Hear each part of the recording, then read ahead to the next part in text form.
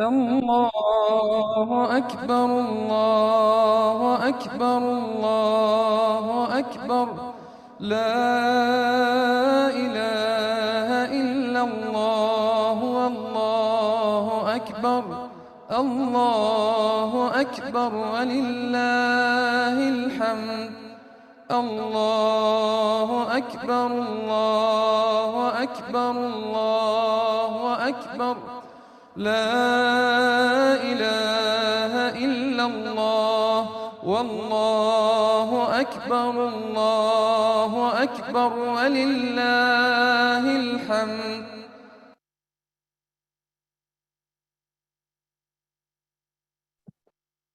اعوذ باللہ من الشیطان الرجیم بسم اللہ الرحمن الرحیم السلام علیکم ورحمۃ اللہ وبرکاتہ. الحمد للہ کثیرہ.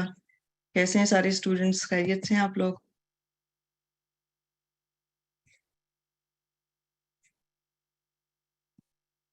حفظ کا سیشن آپ لوگوں کا اچھا گیا؟ الحمد للہ.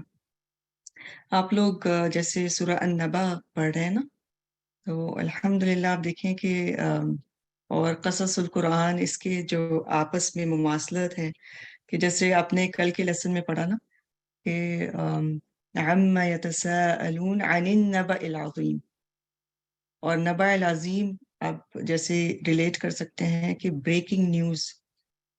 اور جب بریکنگ نیوز کوئی ہوتی ہے تو ہم کیا کرتے ہیں؟ یوزلی ہم مختلف چینلز میں دیکھتے ہیں کہ کیا ہو رہا ہے نا زندگی میں، دنیا میں کیا ہو رہا ہے، کون سی بریکنگ نیوز ہے، اس کو فالو کرتے ہیں. اور اسی طرح سے آپ دیکھیں کہ اللہ سبحانہ تعالیٰ جو جس چیز کی خبر ہمیں دے رہے ہیں وہ آخرت کی خبر ہے، اور انسان کو اس کو اہمیت دینی چاہیے اور اس کو اہم جاننا چاہیے، اور پھر اس کے بارے میں جو کچھ اللہ تعالیٰ فرما رہے ہیں اس کے بارے میں ہمیں سیریس ہونا چاہیے تاکہ ہم اس کی تیاری کر سکیں انشاءاللہ. ایک حدیث کے ساتھ انشاءاللہ ہم اپنے سیشن کا آغاز کرتے ہیں. قرآن کی جو مجلس ہے وہ باعث سکونت اور رحمت ہے. حضرت ابو ہریرہ رضی اللہ تعالیٰ عنہ بیان کرتے ہیں، رسول اللہ صلی اللہ علیہ وسلم نے فرمایا کہ جس شخص نے طلب علم کے لیے کوئی سفر کیا تو اللہ اس وجہ سے اس کے لیے راہ جنت آسان فرما دیتا ہے. اور جب کچھ لوگ اللہ کے کسی گھر میں اکٹھے ہو کر اللہ کی کتاب کی تلاوت کرتے ہیں اور آپس میں پڑھتے پڑھاتے ہیں تو ان پر سکینت نازل ہوتی ہے، رحمت انہیں ڈھانپ لیتی ہے، فرشتے انہیں گھیر لیتے ہیں، اور اللہ اپنے پاس فرشتوں میں ان کا تذکرہ فرماتے ہیں. اور جس کے عمل نے اسے پیچھے کر دیا تو اس کا نسب اسے آگے نہیں بڑھا سکے گا. آپ دیکھیں کہ اللہ سبحانہ تعالیٰ کی سکینت کا باعث ہے. یہاں پر جو ہم جمع ہوئے ہیں، آپ کو فیل ہوتا ہے؟ آپ کو سکون محسوس ہوتا ہے جب تک آپ اس کلاس میں ہوتے ہیں؟ اللہ تعالیٰ کی رحمت آپ کو ڈھانپ لیتی ہے، اور آپ سوچیں کہ فرشتے آپ کا تذکرہ، ایک ایک شخص اپنے بارے میں سوچے کہ اللہ سبحانہ تعالیٰ کے پاس فرشتے میرا تذکرہ کر رہے ہیں، تو کتنا زیادہ آنر فیل کرتا ہے نا انسان کہ ہمیں اتنا آنر دیا جا رہا ہے اس مجلس میں، قرآن کی مجلس میں آنے کی وجہ سے. الحمدللہ کثیرہ. ہمارا جو آج کا جو سبجیکٹ ہے وہ کیا ہے؟ ہمارا اس وقت کون سا سیشن چل رہا ہے؟ کون سا سیشن ہے؟ قصص القرآن. بارک اللہ فیکم. کل کے لیسن کی تھوڑی سی ہم دہرائی کرتے ہیں. آپ کو یاد ہے کہ کل کے لیسن کے شروع میں استاذہ نے ہمیں قرآن پاک کے بارے میں بتایا تھا، قرآن کو کچھ تعارف کرایا تھا. تو اگر آپ سے کوئی پوچھے کہ قرآن کیا ہے تو آپ کس طرح سے ایکسپلین کریں گے، کس طرح سے ان کو بتائیں گے کہ قرآن کیا ہے؟ کچھ پوائنٹس بتائیں گے آپ لوگ؟ اللہ کا کلام ہے، جی بارک اللہ فیکم. اور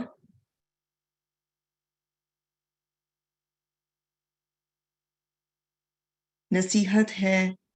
کس کے لیے نصیحت ہے؟ صرف مسلمانوں کے لیے یا تمام جہان والوں کے لیے؟ سب کے لیے نصیحت ہے، جی. بک آف گائیڈنس ہے،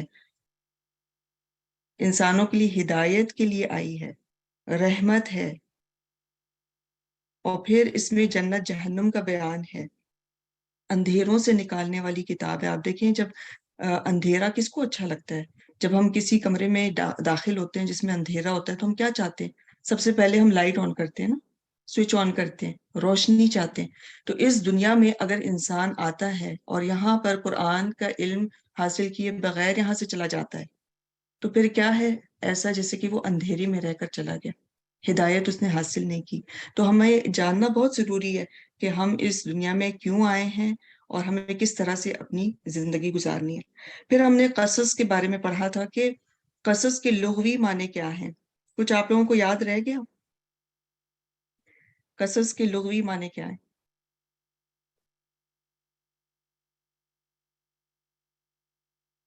نشانے نقش قدم پر چلنا، جی، فالو کرنا. اور آپ نے کبھی دیکھا ہوگا نا کہ مثلا آپ کسی کو اگر کوئی قصہ سناتے ہیں، کوئی سٹوری سناتے ہیں، تو کیا ہوتا ہے؟ فالو کر رہے ہوتے ہیں نا وہ. بچوں کو اگر آپ سنائیں یا آپ خود بھی کچھ سنیں تو کیا ہوتا ہے کہ ہم فالو کر رہے ہوتے ہیں. ہم چاہتے ہیں کہ ہمیں پتہ چلے کہ نیکسٹ کیا ہوا، اس کے بعد کیا ہوا، اس کے بعد کیا ہوا. تو قرآن پاک میں جو قصے آئے ہیں ان کی کتنی اقسام ہیں؟ کتنے ہم نے قصے پڑھے تھے کہ کتنے اقسام کے ہیں؟ 3 اقسام ہیں. اور جس میں کہ انبیاء اور رسول کے قصے ہیں، اور پھر انبیاء علیہ السلام کے علاوہ بھی کیا اور لوگوں کے قصے ہیں؟ جی ہیں. اور اس میں کسی کا آپ کو یاد ہے کہ اور کس کا قصہ بیان ہوا ہے قرآن پاک میں؟ غزوات کا ذکر ہے، جی. نبی صلی اللہ علیہ وسلم کے زمانے میں جو رونما ہونے والے واقعات تھے اس کا ذکر ہے. حوادث واقعات کا ذکر ہے. حضرت زید رضی اللہ تعالیٰ عنہ کا ذکر ہے. لقمان علیہ السلام کا ذکر ہے. مریم علیہ السلام کا ذکر ہے. قارون کا قصہ ہے. اصحاب الاخدود کا قصہ ہے. جی. اور قصص القرآن کی کیا اہمیت ہے؟ یعنی کیا یہ جو قصے بیان ہوئے ہیں یہ اللہ سبحانہ تعالیٰ نے اپنی طرف منسوب کیے ہیں، یعنی اللہ تعالیٰ نے بیان کیے ہیں؟ جی. اور جو بھی چیز اللہ تعالیٰ اپنی طرف منسوب کرتا ہے وہ بہت اہم ہوتی ہے.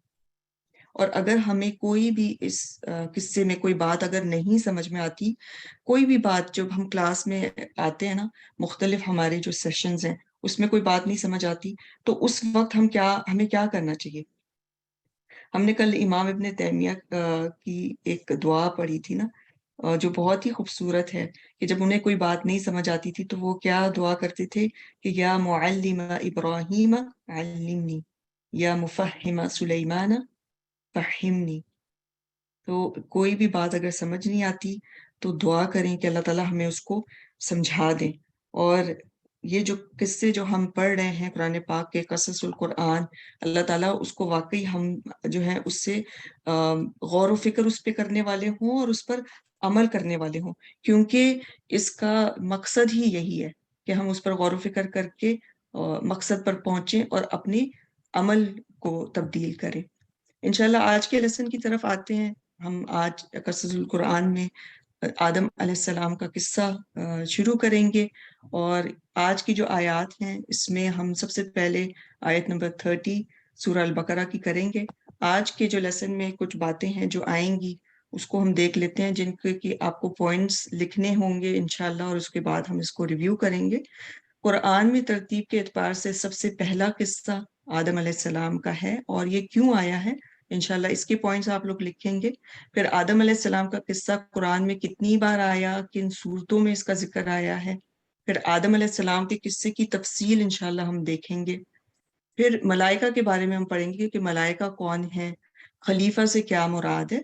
پھر انسان کو خلیفہ بنانے کے لیے جو اقوال تفاسیر سے ملتے ہیں ان اقوال کو ہم دیکھیں گے. پھر فرشتوں کا نئی مخلوق بنانے پر جو سوال انہوں نے اللہ تعالیٰ سے کیا تھا وہ کیوں کیا تھا، اس کا انشاءاللہ اس کے بارے میں ہم جانیں گے. پھر تسبیح، حمد و تقدیس، فرشتے یہ سب کرتے ہیں اور اس میں فرق کیا ہے آپس میں، انشاءاللہ اس کو دیکھیں گے. پھر آدم علیہ السلام کی تخلیق کے جو مختلف مراحل ہیں ان کے ڈیٹیلز ہم جانیں گے کہ کون سے مراحل سے گزر کے، یعنی کس طرح سے اللہ سبحانہ تعالیٰ نے آدم علیہ السلام کی تخلیق کی تھی. تو انشاءاللہ یہ آج ہماری جو لیسن ہے اس کے کچھ ہائی لائٹس ہیں. آپ لوگ سب اپنی نیتوں کو خالص کر لیجئے. انشاءاللہ دعا کے ساتھ ہم اپنے سیشن کا آغاز کریں گے. سب لوگ دعائیں مانگ لیں. اللہم اجعل عملی کلہ صالحا واجعلہ لوجہک خالصا وَلَا تَجْعَلْ لِأَحَدٍ فِيهِ شَيْئًا، اے اللہ آپ میرے سارے عمل کو صالح بنا دیں اور اسے اپنے چہرے کے لیے خالص کر لیں اور اس میں کسی ایک کے لیے بھی کوئی حصہ نہ رکھیں۔ آمین۔ انشاءاللہ آپ لوگ تیار ہو جائیے، قصص القرآن کا لیسن نمبر 2 ہے ہمارا، اور ہم آج آدم علیہ السلام کا قصہ پڑھیں گے۔ بسم اللہ۔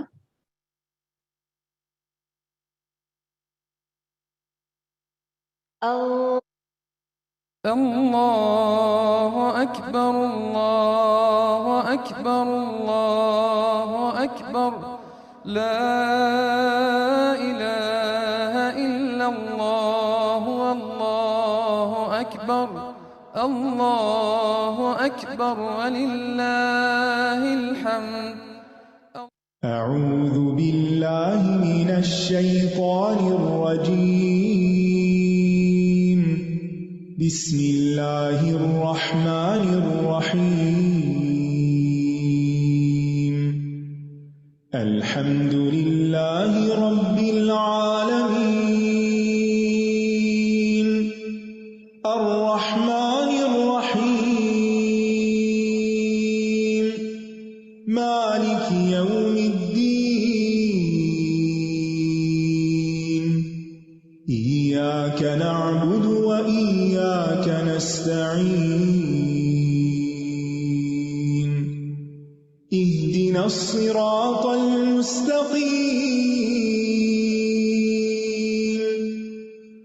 صراط الذين أنعمت عليهم غير المغضوب عليهم ولا الضالين۔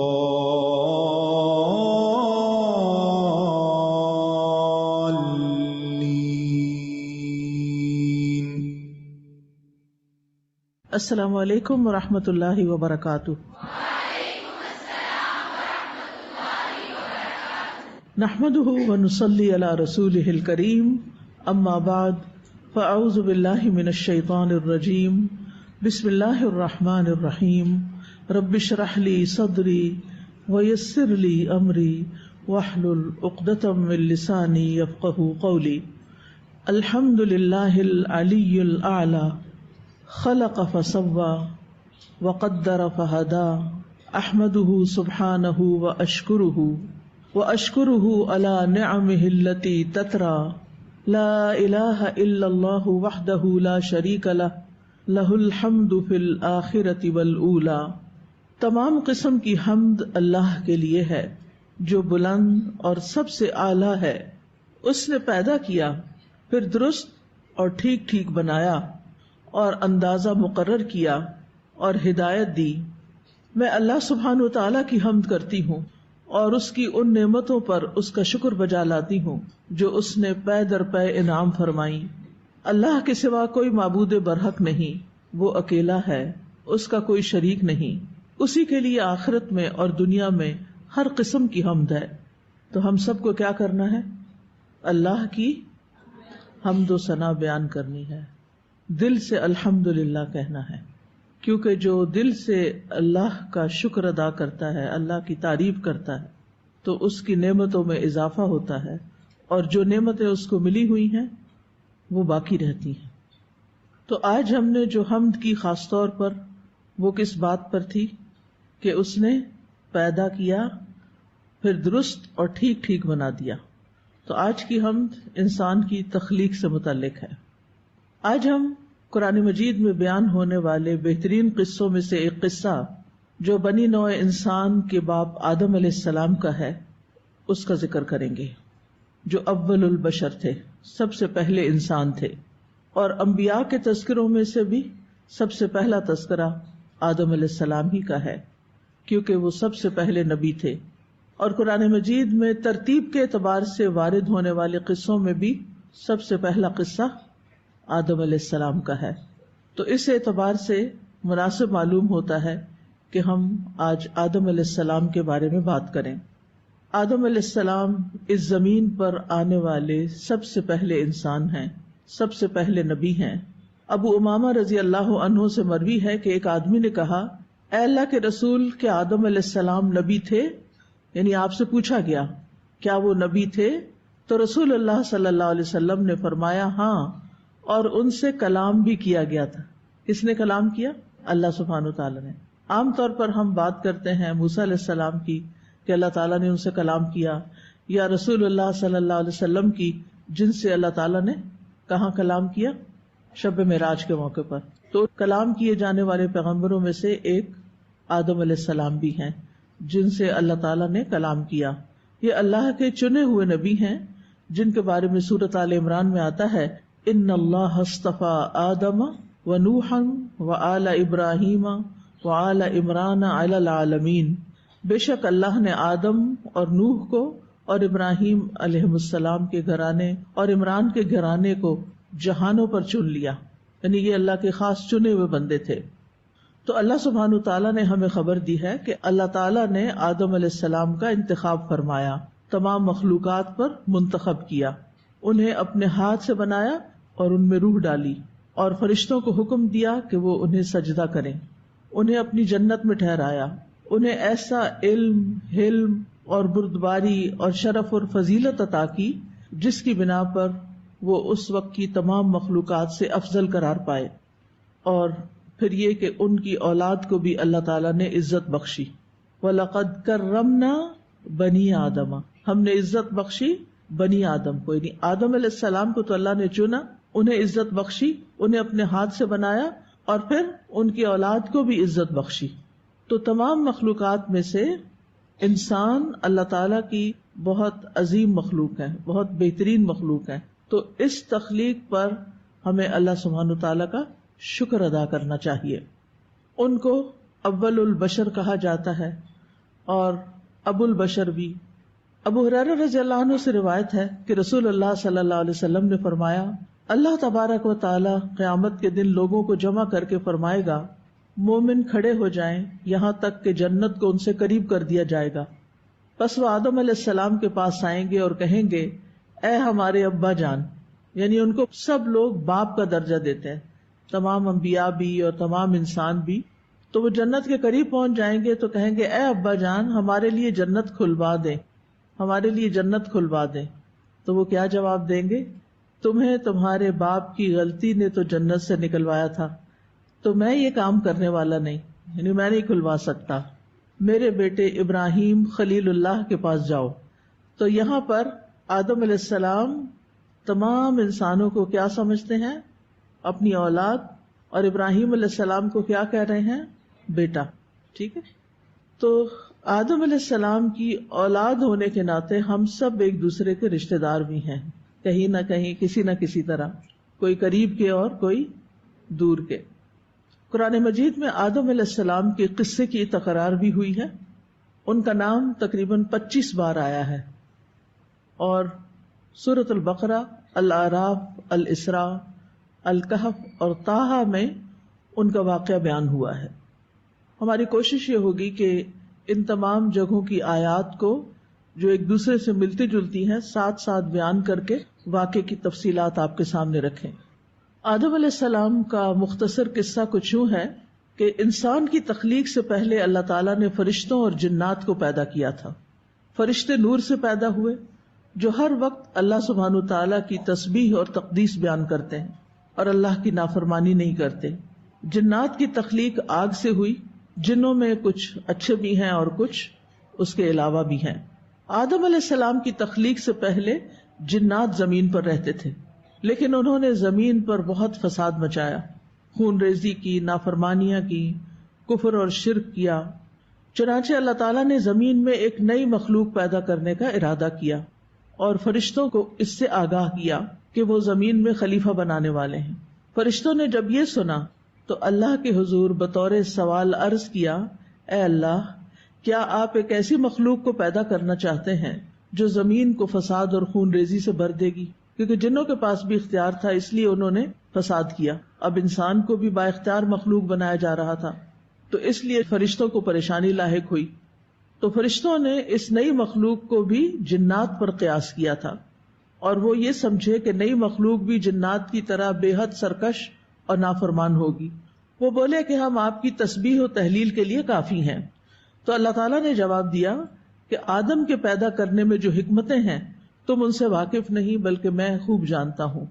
چنانچہ اللہ تعالیٰ نے آدم علیہ السلام کو مٹی سے پیدا کیا، ان میں روح پھونکی، اور انہی سے ان کی بیوی حوا علیہ السلام کو پیدا کیا، اور پھر آدم علیہ السلام کی پشت سے قیامت تک پیدا ہونے والی ان کی تمام اولاد کی روحوں کو نکالا۔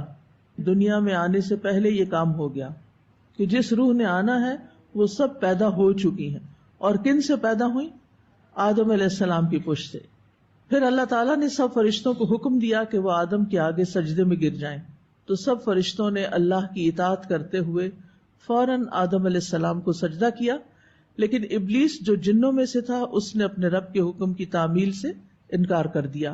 اس کا انکار کرنا تکبر اور بڑائی کی بنا پہ تھا۔ اس نے یہ دلیل پیش کی کہ میں آدم سے بہتر ہوں۔ اس بے ادبی پر اللہ تعالیٰ نے اسے اپنی بارگاہ سے دور کیا، اسے مردود اور ملعون قرار دیا۔ اللہ تعالیٰ نے آدم علیہ السلام اور ان کی بیوی حوا کو جنت میں ٹھہرایا اور کہا کہ تم جہاں سے جو چاہو بلا روک ٹوک خوب کھاؤ پیو۔ پھر ایک درخت کی طرف اشارہ کر کے فرمایا کہ کھانے کی غرض سے اس درخت کے قریب بھی نہ جانا اور اس کے کھانے سے مکمل پرہیز کرنا۔ شیطان کو جب اس بات کا علم ہوا کہ آدم اور حوا علیہ السلام کو ایک خاص درخت کے پھل کھانے سے منع کیا گیا ہے، تو وہ ان کو ورغلانے اور پھسلانے کی کوشش کرنے لگا۔ آدم علیہ السلام اس کے فریب میں آ گئے اور آدم اور حوا دونوں نے درخت کے پھل کو کھا لیا، جس کے نتیجے میں ان سے جنت کا لباس اتروا لیا گیا۔ اللہ تعالیٰ نے آدم اور حوا کو جنت سے نکال کر زمین پر بھیج دیا۔ آدم علیہ السلام کو اپنی غلطی کا احساس ہوا، انہوں نے اللہ سبحانہ تعالیٰ سے توبہ کی، اللہ تعالیٰ نے ان کی توبہ قبول کر لی اور انہیں نبوت کے لیے چن لیا، اور آدم اور حوا سے پھر باقی تمام انسانی نسل کو آگے بڑھایا اور زمین پر بسایا۔ تو یہ ہے مختصراً آدم علیہ السلام کا قصہ اول سے آخر تک، اور یہاں سے نسل انسانی دنیا میں پھر پھیلتی چلی گئی۔ اب اس قصے کے اندر بہت سے سبق ہیں، بہت سی سیکھنے کی باتیں ہیں، اور چونکہ یہ قصص القرآن ہے اور رمضان کی نسبت سے یہ سیریز شروع کی گئی ہیں، اور رمضان وہ مہینہ ہے جس میں قرآن نازل کیا گیا، شہر رمضان الذی انزل فیہ القرآن، لہٰذا ہم قصہ صرف بطور قصہ نہیں سنائیں گے، بلکہ اس کے ساتھ ساتھ ہم قرآن مجید کی تلاوت بھی آپ کو سنائیں گے، اور پھر ہر آیت سے نکلنے والے سبق بھی، یعنی ایک طرح سے ان آیات میں تدبر بھی ہوگا تاکہ ہم غور و فکر کر سکیں۔ کتاب انزلناہ الیک مبارک لیدبروا آیاتہ ولیتذکر اولو الالباب۔ تو آپ انشاءاللہ اپنی عقل استعمال کرتے ہوئے، اولو الالباب ہوتے ہوئے ان آیات میں تدبر کریں گے اور ان سے اپنے لیے سبق لیں گے، ٹھیک ہے انشاءاللہ۔ تو آئیے ہم پہلے ان آیات کی تلاوت سن لیتے ہیں، پھر ان آیات پر غور و فکر شروع کرتے ہیں۔ وَإِذْ قَالَ رَبُّكَ لِلْمَلَائِكَةِ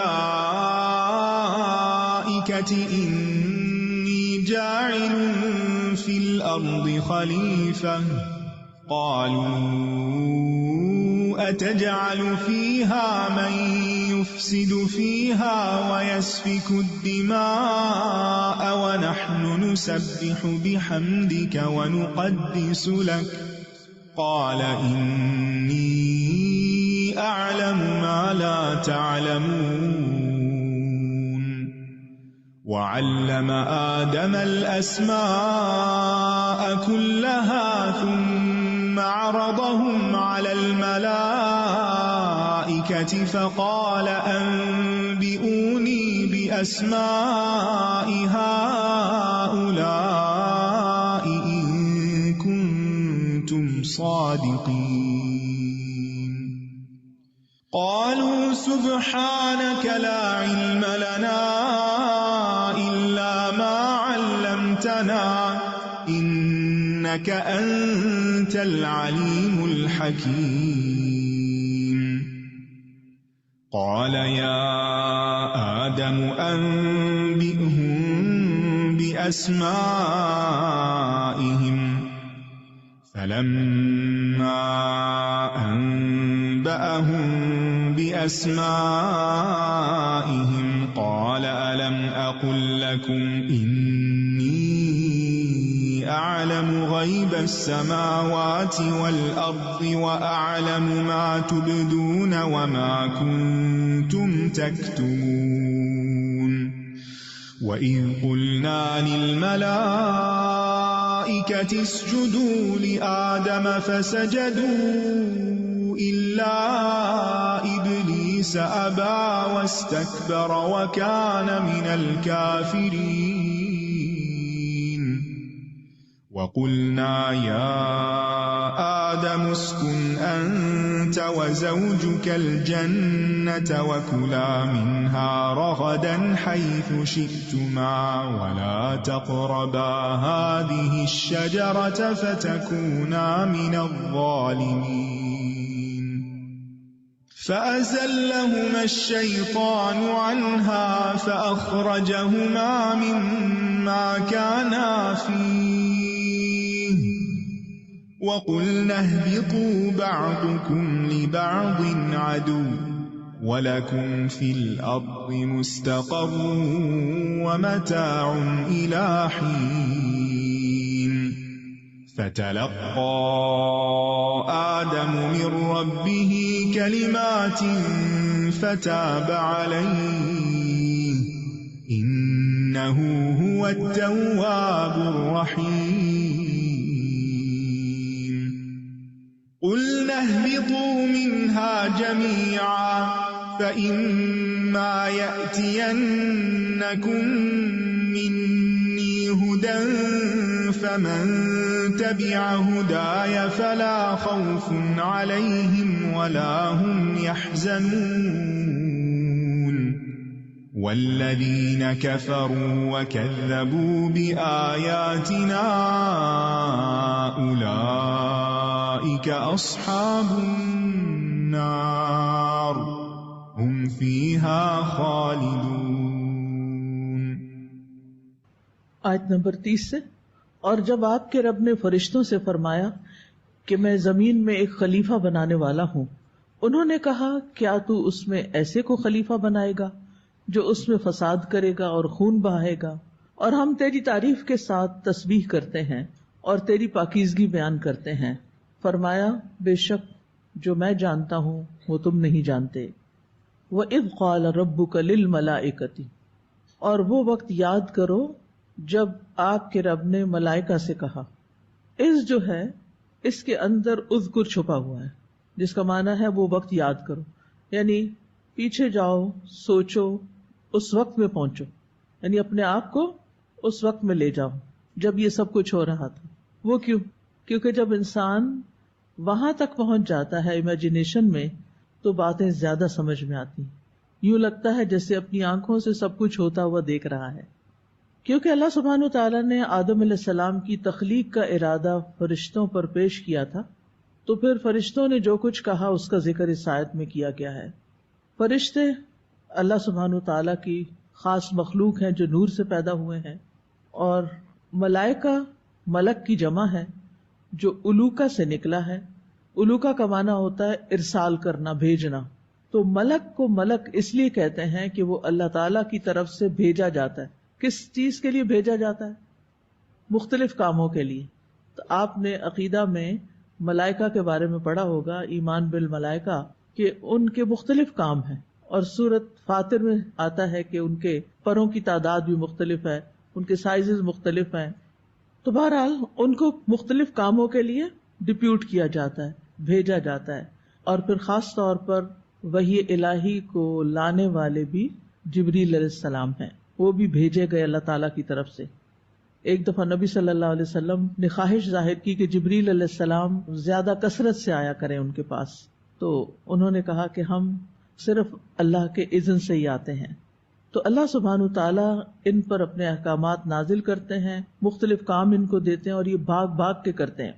اور یہ ایک غیبی جہان سے تعلق رکھنے والی مخلوق ہے، اور ہمیں ان پر ایمان لانا ضروری ہے. اگر کوئی شخص ملائکہ کو نہیں مانتا تو وہ مسلمان نہیں ہوتا. یہ عالم جن و انس کے علاوہ ایک تیسری مخلوق ہے، ان کی مختلف ذمہ داریاں ہیں، مختلف کام ہیں. تو آدم علیہ السلام کی تخلیق کے بارے میں اللہ تعالیٰ نے فرشتوں کو خبر دی. دوسری جگہ پر سورۃ صاد میں فرمایا اذ قال ربک للملائکۃ انی خالق بشرا من طین، یہاں جائل کا لفظ آیا ہے، وہاں خالق کا لفظ آیا ہے، دونوں جگہ اسم استعمال ہوا ہے، اخلق نہیں کہا، اجعل نہیں کہا، ٹھیک ہے. جائل، علم بلاغت اور علم لغت میں اسم یعنی ایک ہوتا نا اسم اور ایک ہوتا فعل، تو یہاں اسم استعمال ہوا جائل فاعل کے وزن پر. اسم ایک چیز کے ثابت ہونے یعنی اس چیز کے قائم ہو جانے پر دلالت کرتا ہے، یعنی ان الامر تم وحصل واستقر وثبت وان لم يحدث فعلا. کچھ سمجھ آئی کہ یہ کام سمجھو ہو گیا، تم حصل حاصل ہو گیا، استقر قرار پکڑ گیا، ثبت ثابت ہو گیا. سارے لفظ آتے ہیں آپ کو، صرف آپ اپنے آپ کو تکلیف نہیں دینا چاہتے، سوچنا نہیں چاہتے، ایک دم اوور ویلمڈ ہو جاتے، گھبرا جاتے ہیں کہ یہی پتہ نہیں کیا کہہ دیا ہے. اس میں کوئی ہے نیا لفظ نہیں ہے نا، آتے ہیں آپ کو. وَإِن لَّمْ يَحْدُثْ فِعْلًا، اگرچہ ابھی واقع ہوا نہیں، تو فعل کے مقابلے میں اسم زیادہ قوی ہوتا ہے، یعنی ارادے کی پختگی ہے اس میں کہ یہ تو سمجھو ہو ہی گیا، یہ تو میں کرنے والا ہوں، میں نے کر ہی دیا، ایسا ہوگا. ٹھیک ہے. مثلا ایک ہوتا ہے حافظ اور ایک ہوتا ہے یحفظ. کیا فرق ہے؟ حافظ تو ہو چکا تبھی حافظ کہتے ہیں نا کسی، اور یحفظ ابھی کر رہا ہے. ٹھیک ہے. تو اسم جو ہے یہ کسی چیز کے ثابت ہونے پر دلالت کرتا ہے. تو انی جاعل فی الارض خلیفہ، میں تو لازماً زمین میں ایک خلیفہ بنانے والا ہوں. خلیفہ کون ہوتا ہے؟ خلیفہ وہ ہوتا ہے جو کسی کی موت کے بعد یا اس کے غائب ہونے کے بعد اس کا جانشین بنے، یا وہ تمام امور خود سر انجام نہ دے سکنے کی صورت میں بعض معاملات میں اس کا نائب ہو. تو یہاں خلیفہ سے مراد اللہ کا خلیفہ لینا درست نہیں، کیونکہ اللہ سبحانہ و تعالی نہ تو کہیں غائب ہوتے اور نہ ہی ان کو کبھی موت آئے گی، وہ ہمیشہ سے ہیں، ہمیشہ رہیں گے. تو اس لیے کبھی بھی اللہ کا خلیفہ نہیں ہے. ٹھیک ہے. بلکہ اس سے مراد وہ لوگ ہیں جو نسل در نسل ایک دوسرے کے جانشین بنیں گے. تو انسان کو خلیفہ بنانے کے متعلق کئی ایک اقوال ملتے ہیں تفاسیر میں. ایک ہے انسان زمین میں اللہ کا خلیفہ ہے، یعنی اللہ سبحانہ تعالیٰ نے جو کام اس کے ذمے لگائے، یہ اس معنی میں خلیفۃ اللہ، اس میں اللہ کا جانشین ہونا مراد نہیں ہے یہاں، بلکہ الگ معنی میں کہ اللہ تعالیٰ نے جو کام اس کے ذمے لگائے ہیں کہ وہ زمین کو آباد کرے، اس کو تعمیر کرے اور سڑکیں بنائے، نہریں کھودے، یہ کام کوئی اور مخلوق نہیں کر سکتی، نہ جنات کر سکتے ہیں اور نہ فرشتے کرتے ہیں، نہ پرندے، نہ ہی شیر گیدڑ وغیرہ، وہ یہ نہیں کام کرتے. یہ کام کون کرے گا؟ انسان کرے گا، یعنی زمین کو آباد کرنے کا کام. تو اس معنی میں خلیفہ کا لفظ استعمال ہوا ہے کہ جو کام اس کے ذمے لگائے جائیں گے وہ کام کرے گا، اور کام اللہ سبحانہ تعالیٰ کی طرف سے ایک طرح سے اس کو الہام کیے جائیں گے. دوسرا ہے آدم علیہ السلام اپنے سے پہلے کی مخلوق کے نائب ہیں، اور پہلے کی مخلوق کون ہے؟ جنات. تیسرا انسان ایک دوسرے کا خلیفہ، یعنی ایک انسان دنیا میں آتا ہے، اپنا کام کرتا ہے، پھر وہ بچے پیدا کرتا ہے، تو وہ بچے اس کے کیا بن جاتے ہیں؟ جانشین، جو اس انسان کے فوت ہونے کے بعد یا کہیں چلے جانے کے بعد اس کے مال و متاع اور اس کی ذمہ داریوں اور وہ کام جو کر رہا ہے اس کو آگے لے کے بڑھتے ہیں. ایک اور معنی بھی کیا گیا ہے، اور وہ ہے کہ انبیاء نائب ہیں اور باقی انسان ان کے تابع ہیں، یعنی انبیاء کو اصل کام سپرد کیا گیا اور باقی لوگ جو انبیاء کہتے ہیں اس کے مطابق کرتے ہیں. جیسے کسی ملک کی حکومت چلانے کے لیے ایک ذمہ دار ہوتا ہے اور باقی لوگ اس کی بات سنتے ہیں. لیکن راجح معنی یہی کیا گیا ہے کہ انسان زمین میں ایک دوسرے کا خلیفہ ہے، جس کی دلیل وہ سورۃ الانعام کی اس آیت سے لیتے ہیں، وَهُوَ الَّذِي جَعَلَكُمْ خَلَائِفَ الْأَرْضِ وَرَفَعَ بَعْضَكُمْ فَوْقَ بَعْضٍ دَرَجَاتٍ، وہی ہے جس نے تمہیں زمین کا جانشین بنایا اور تمہارے بعض کو بعض پر درجوں میں بلندی عطا کی. اسی طرح سورۃ النمل میں بھی آتا ہے، اَمَّن يُجِيبُ الْمُضْطَرَّ إِذَا دَعَاهُ وَيَكْشِفُ السُّوءَ وَيَجْعَلُكُمْ خُلَفَاءَ الْأَرْضِ. تو اب یہ خلیفۃ الارض ہے، یعنی زمین کے اندر اس کو جانشین بنایا گیا ہے. کس کا؟ پچھلی نسل کا. تو کون ہے جو بے قرار کی دعا قبول کرتا ہے جب وہ اس سے دعا کرتا ہے اور تکلیف دور کرتا ہے اور تمہیں زمین کے جانشین بناتا ہے؟ کیا اللہ کے ساتھ کوئی اور الہ بھی ہے؟ بہت کم تم نصیحت پکڑتے ہو. تو اب اس میں آپ دیکھیے کہ آیت کے اتنے سارے حصے میں کیا کیا آ گیا، از آ گیا، رب آ گیا، ملائکہ آ گیا، جاعل کا معنی آ گیا، خلیفہ کا معنی آ گیا. تھوڑی ہی دیر میں آپ نے کتنی ساری باتیں سیکھ لی اس قصے کے حوالے سے. ٹھیک ہے. قالوا اتجعل فیہا من یفسد فیہا ویسفک الدماء. فرشتوں نے سوال کر دیا. یہ سوال اعتراض نہیں تھا. کیا نہیں تھا؟ اعتراض نہیں تھا. اور نہ ہی انہیں آدم علیہ السلام سے کوئی حسد تھا، بلکہ انسان کی پیدائش کی حکمت معلوم کرنے کے لیے سوال کیا تھا، بات کو سمجھنے کے لیے، ایک چیز کی حقیقت کو جاننے کے لیے. تو اس سے کیا بات سامنے آتی کہ ہمارے سوال کرنے کی جو نیت ہے کسی بھی موقع پر وہ کاؤنٹ کرتی ہے، اس کے مطابق ہمارا اجر ہوتا ہے. ہم سوال کر سکتے ہیں، فرشتوں نے بھی سوال کیا تھا، ہم دین کے معاملات میں بھی سوال کر سکتے ہیں، آیات کی حکمت بھی معلوم کر سکتے ہیں. اللہ تعالیٰ نے جو احکامات ہمیں دیے ہیں ان کے بارے میں ہمیں حق ہے کہ ہم پوچھیں، لیکن اس کے پیچھے نیت کیا ہونی چاہیے کہ ہم اس کو اچھی طرح سمجھ جائیں، اس کی حکمت معلوم کر سکیں، اس کا فائدہ جان لیں تاکہ ہمارا عمل اور آسان ہو جائے. کیونکہ فرشتے ساری کائنات میں اللہ تعالیٰ کے احکامات لے کے آتے جاتے ہیں، تو آبویسلی انہیں انسانوں کے ساتھ بھی ڈیل کرنا تھا، تو انہوں نے وجہ جاننی چاہیے کہ اب یہ مخلوق کیا کرے گی.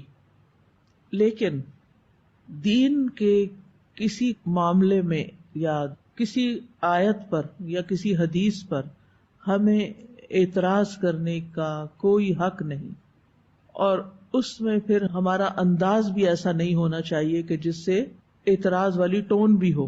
یہ بھی بے ادبی میں آتا ہے. یعنی سوال آپ کر سکتے ہیں، اعتراض آپ نہیں کر سکتے. کیوں نہیں کر سکتے؟ واللہ یعلم وانتم لا تعلمون.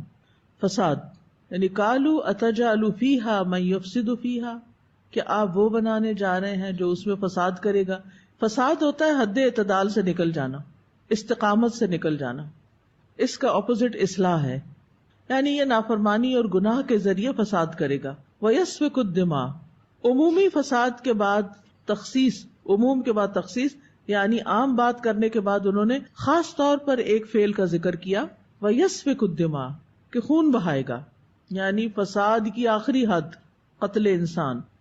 اب سوال یہ پیدا ہوتا ہے کہ فرشتوں کو کیسے پتا چلا کہ زمین میں فساد ہوگا؟ دو وجوہات کی بنا پر.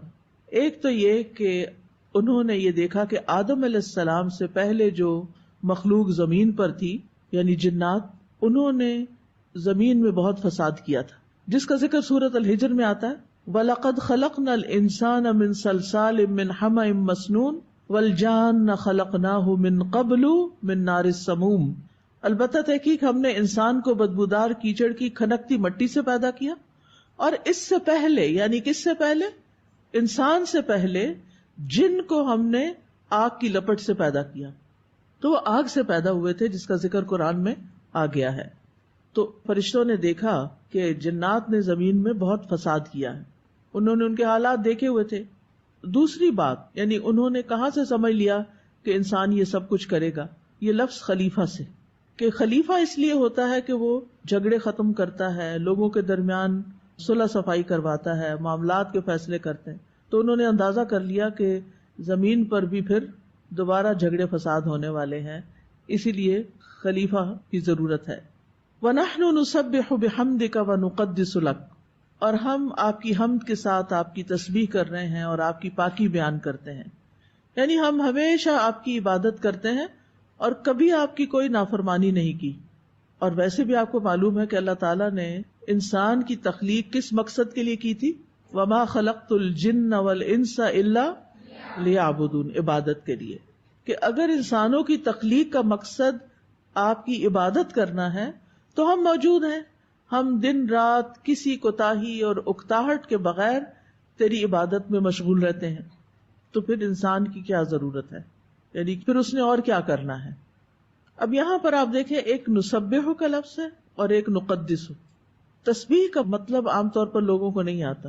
تسبیح کا معنی ہوتا ہے کہ ہم آپ کو پاک قرار دے رہے ہیں. نسبح، ہم آپ کو پاک قرار دے رہے ہیں. کس سے پاک قرار دے رہے ہیں؟ ہر عیب سے پاک، ہر نقص سے پاک، پھر آپ کے کمال میں کوئی کمی نہیں، اس سے پاک. اور آپ مخلوقات کی مماثلت سے پاک ہیں، آپ مخلوق جیسے نہیں ہیں. ان تمام چیزوں سے اللہ تعالیٰ کو منزہ اور پاکیزہ قرار دیا جاتا ہے. پھر تسبیح کے ساتھ حمد بھی بیان ہو رہی ہے، خالی تسبیح نہیں.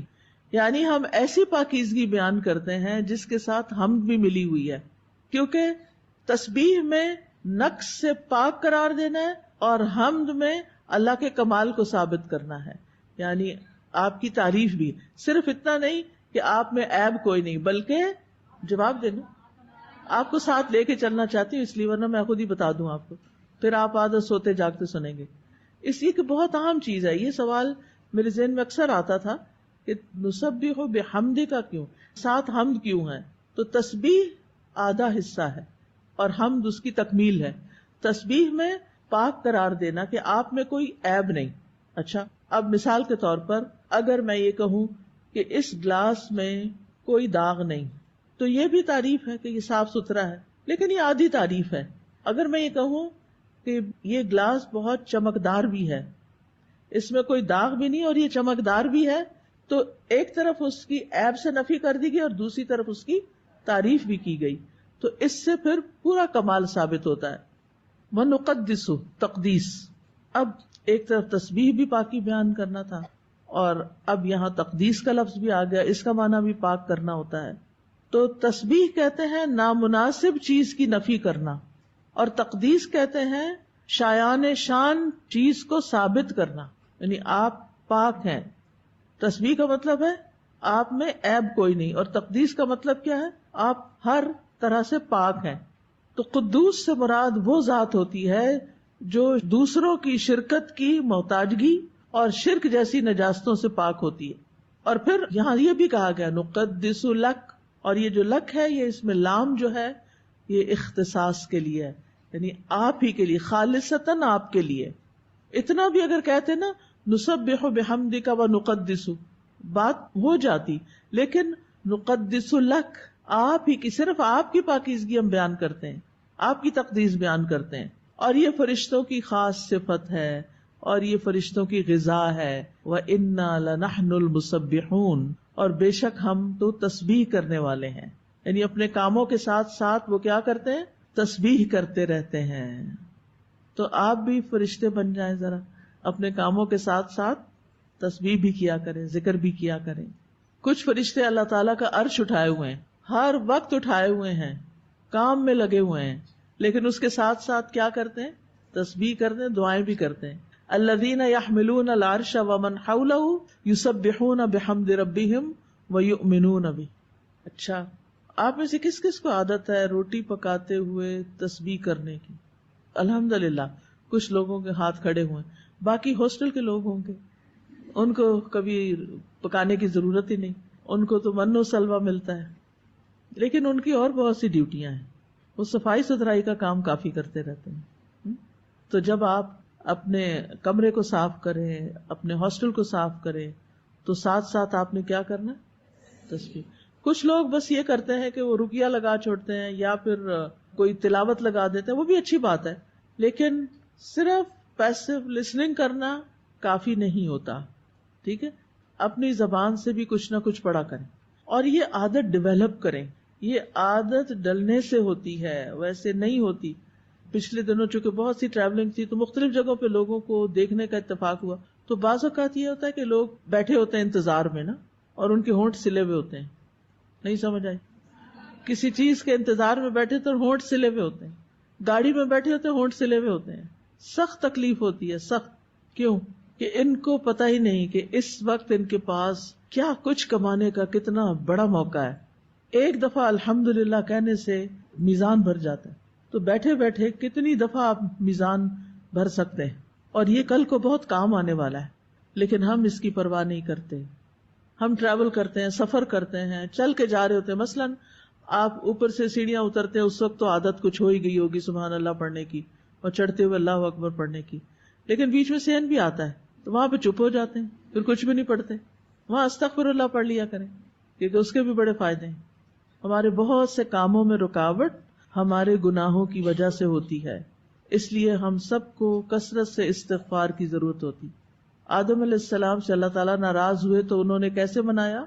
استغفار کر کے اللہ تعالیٰ نے ان کو چن لیا. یعنی بعض اوقات انسان سے ایسی غلطی ہو جاتی ہے یا پاسٹ میں ایسے گناہ کر کے آیا ہوتا ہے کہ وہ اس کو کبھی کبھی ہانٹ کرتے رہتے ہیں, اس کی پنچنگ ہوتی رہتی ہے, میں نے یہ غلط کیا تھا. بس حل یہی کہ جس وقت شیطان پریشان کرے فوراً استغفار شروع کر دیں, اور اللہ تعالیٰ معاف کرنے والا ہے. اور نہ صرف یہ کہ معاف کرنے والا ہے بلکہ چن لینے والا ہے. ٹھیک ہے نا. اللہ تعالیٰ ہماری طرح نہیں ہے کہ اگر کسی نے ماضی میں کوئی غلطی کر دی ہمارے ساتھ یا کسی کے ساتھ, یا اس سے کوئی غلطی ہو گئی, ہم اس کو معاف نہیں کرتے. ایسا ہی ہے نا, یا اس کو جتائیں گے یا اس کے بارے میں بری سوچیں گے. ایسا نہیں کرنا چاہیے.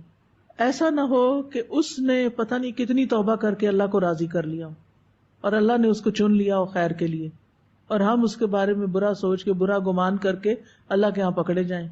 تو جس حد تک ممکن ہو اپنے دلوں کو لوگوں کی طرف سے صاف کرتے رہا کریں. آپ لوگوں کو معاف کرتے رہیں گے, اللہ تعالیٰ آپ کو معاف کرے گا. تو فرشتے کام کرتے ہوئے تسبیح کرتے ہیں, ہم نے بھی کیا کرنا ہے؟ ہم نے بھی کام کرتے ہوئے تسبیح کرنے, کھانا پکاتے ہوئے, واک کرتے ہوئے, برتن دھوتے ہوئے, جھاڑو دیتے ہوئے, کچھ بھی کرتے ہوئے اپنے آپ کو فارغ نہیں رہنے دینا. ہر وقت ذکر ذکر ذکر, کیونکہ جو والذاکرین اللہ کثیرا والذاکرات اعد اللہ لہم مغفرۃ واجرا عظیما. کثرت سے اللہ کا ذکر کرنے والے مرد اور عورتیں. اور یہ جو میں کہہ رہی ہوں نا کہ اپنے آپ کو عادت ڈالیں, اس میں بہت خوش قسمت ہیں وہ لوگ جن کو قرآن مجید زبانی یاد ہے. آپ بس سورت کو شروع تو کر دیں, کوئی اگر آپ کو بیچ میں بولنے ڈسٹرب کرنے والا نہیں تو آپ دیکھیں گے آپ حیران ہوں گے کہ آپ تھوڑے سے وقت میں ایک کے بعد ایک سورت اور سپارے پہ سپارہ پڑھتے جائیں گے. صرف عادت ڈالنے کی ضرورت ہے, اپنے آپ کو عادت ڈالیں. ٹھیک ہے نا. تو فرشتے اللہ تعالیٰ کی تسبیح کرتے ہیں.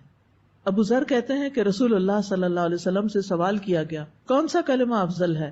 آپ نے فرمایا جسے اللہ نے اپنے فرشتوں کے لیے یا ان سمیت اپنے تمام بندوں کے لیے منتخب فرمایا. سبحان اللہ و بحمدہ, یہ پسندیدہ کلمات میں سے. اور وہ بھی حدیث آتی نا, کلمتان حبیبتان الی الرحمن ثقیلتان فی المیزان خفیفتان علی اللسان. وہ کون سے؟ یس, سبحان اللہ و بحمدہ سبحان اللہ العظیم. تو اللہ تعالیٰ نے ان کو کیا جواب دیا؟ قال انی اعلم ما لا تعلمون. بس مختصر سا جواب کہ خلیفہ مقرر کرنے کی ضرورت اور مصلحت کو میں جانتا ہوں, تم نہیں سمجھ سکتے, تم نہیں جانتے. کیونکہ اللہ کو پتا تھا کہ اس زمین پر اللہ تعالیٰ جن لوگوں کو بھیجے گا وہ صرف فساد کرنے والے نہیں ہوں گے, ان میں سے بہت سے لوگ اصلاح کرنے والے بھی ہوں گے. انبیاء ہوں گے, صدیقین ہوں گے, شہداء ہوں گے, صالحین ہوں گے, مقربین ہوں گے, سابقین ہوں گے, متقین ہوں گے, متوکلین ہوں گے, مؤمنین ہوں گے, مسلمین ہوں گے. ایسے لوگ ہیں زمین پر, ہوتے ہیں نا. تو پھر فرشتوں کو جو خوف تھا یا فکر تھی وہ دور ہو گئی. اچھا, اب جب اللہ تعالیٰ نے یہ فرما دیا کہ میں جانتا ہوں جو تم نہیں جانتے, تو کیا فرشتوں نے پھر آگے کوئی اور آبجیکشن کیا؟ اگر کبھی آپ کی والدہ یا والد یا آپ کا کوئی ٹیچر آپ کو ڈیٹیل نہ بتائے اس کام کی جو وہ کرنے والا ہے اور آپ کو سمجھ نہیں آ رہی وہ کیوں کر رہا ہے. مثلاً آپ کہیں جا رہی ہیں اور آپ کا بچہ آپ سے پوچھتا ہے آپ کہاں جا رہی ہیں, اور آپ اس کو بتانا نہیں چاہتے, اور آپ اس کو یہ کہتے ہیں مجھے معلوم ہے جہاں بھی میں جا رہی ہوں, تو یہ نہ جھوٹ ہوگا. ٹھیک ہے نا. اور ضروری بھی نہیں کہ آپ ہر چیز بتائیں, بعض اوقات نہیں بتائی جا سکتی, ہر بات نہیں بتائی جا سکتی, اور ہر وقت موقع بھی نہیں ہوتا. اور اس حکمت کو بھی یہاں سے سیکھیں. جب ہم دیکھتے ہیں کہ کسی کے لہجے میں کوئی ایسا سوال ہے جو ہمارے کسی کام کے بارے میں ہے, ہماری کسی ذات کے بارے میں ہے, تو ہمارا رویہ کیا ہوتا ہے اس وقت؟ ہم کیا کرتے ہیں؟ ہم اپنے آپ کو ڈیفینڈ کرنا شروع کر دیتے ہیں. ہر وقت ڈیفینسو موڈ میں ہونے سے نکل آئیں, اپنے اندر کانفیڈنس پیدا کریں. آپ کو پتا ہونا چاہیے آپ کوئی کام کیوں کر رہے ہیں. اور یہ خاص طور پر دین کے داعیوں کے حوالے سے یہ بات کہوں گی کہ جو لوگ دین کی دعوت کا کام کرتے ہیں, بعض اوقات ان کے اپنے گھر والے ہی نہیں سمجھتے کہ وہ کیوں کر رہے ہیں اور یہ کیا کر رہے ہیں اور اس کام کا کیا فائدہ ہے. لہٰذا آپ ان کو ایک دفعہ سمجھاتے ہیں, 2 دفعہ سمجھاتے ہیں, پھر تیسرے دن پھر وہی اعتراض شروع کر دیتے ہیں, تمہیں کتنی تنخواہ مل رہی ہے اس سے, تمہیں کیا مل رہا ہے، تمہیں کیا فائدہ ہوگا، تو اس وقت پھر عام طور پہ لوگ کیا کرتے ہیں، ڈیفینسو ہو جاتے ہیں یا غصے میں آ جاتے ہیں یا اریٹیٹڈ ہو جاتے ہیں کہ آپ کیوں مجھے روز یہ بات کرتے ہیں. ٹھیک ہے. اچھا، اس کا یہ مطلب نہیں کہ ہم کسی وقت کسی بات کی وضاحت ہی نہ کریں اور ہر وقت یہی بات کہنا شروع کر دیں کہ مجھے پتا ہے. میں یہ صرف ایک خاص سچویشن کی بات کر رہی ہوں. موقع کی مناسبت سے آپ صرف اتنی سی بات کر دیں جس سے دوسرے کو کچھ نہ کچھ جواب مل جائے. کسی اور وقت میں اس کی تفصیل بھی بتا دیں تاکہ دوسرے کو تسلی ہو جائے. لیکن ہر وقت ہر بات کی صفائی دینا ضروری نہیں ہوتا، کیونکہ کچھ لوگ اتنا تنگ کرتے ہیں، وہ کہتے ہیں نہیں بس ہم ذرا کلیئر کرنا چاہتے ہیں. یہ جو کلیئر کرنا ہے نا، یہ بڑا وقت ضائع کرنے والا کام ہوتا ہے. اچھا، پھر ایک دفعہ بتائیں گے، کلیئر کریں گے، اب یہ ان کی تسلی نہیں ہوتی، پھر وہ وہی کہانی دوبارہ سنانے لگیں گے. اگر آپ کہیں بھی مجھے سمجھ آ گئی آپ جو کہہ رہے ہیں، نہیں میں ذرا کلیئر کرنا چاہتی ہوں. ان عادتوں سے باہر نکلیں. آپ کا بہت بڑا ہم و غم یہ ہونا چاہیے کہ آپ نے اپنے وقت کو بچانا ہے. گفتگو مختصر کیا کریں، باتیں کم کیا کریں، لغویات سے دور رہیں. والذین هم عن اللغو معرضون. اور اس وقت کو بچا کر کچھ قرآن حفظ کر لیں، کچھ دعائیں یاد کر لیں، کوئی اچھی کتاب پڑھ لیں، کسی کے کام آ جائیں، کچھ سنوار لیں. میں نے یہ دیکھا کہ جو لوگ بہت باتیں کرتے ہیں نا، وہ اکثر اپنے کاموں کو بھول جاتے ہیں. ان کو اہم کام بھول جاتے ہیں.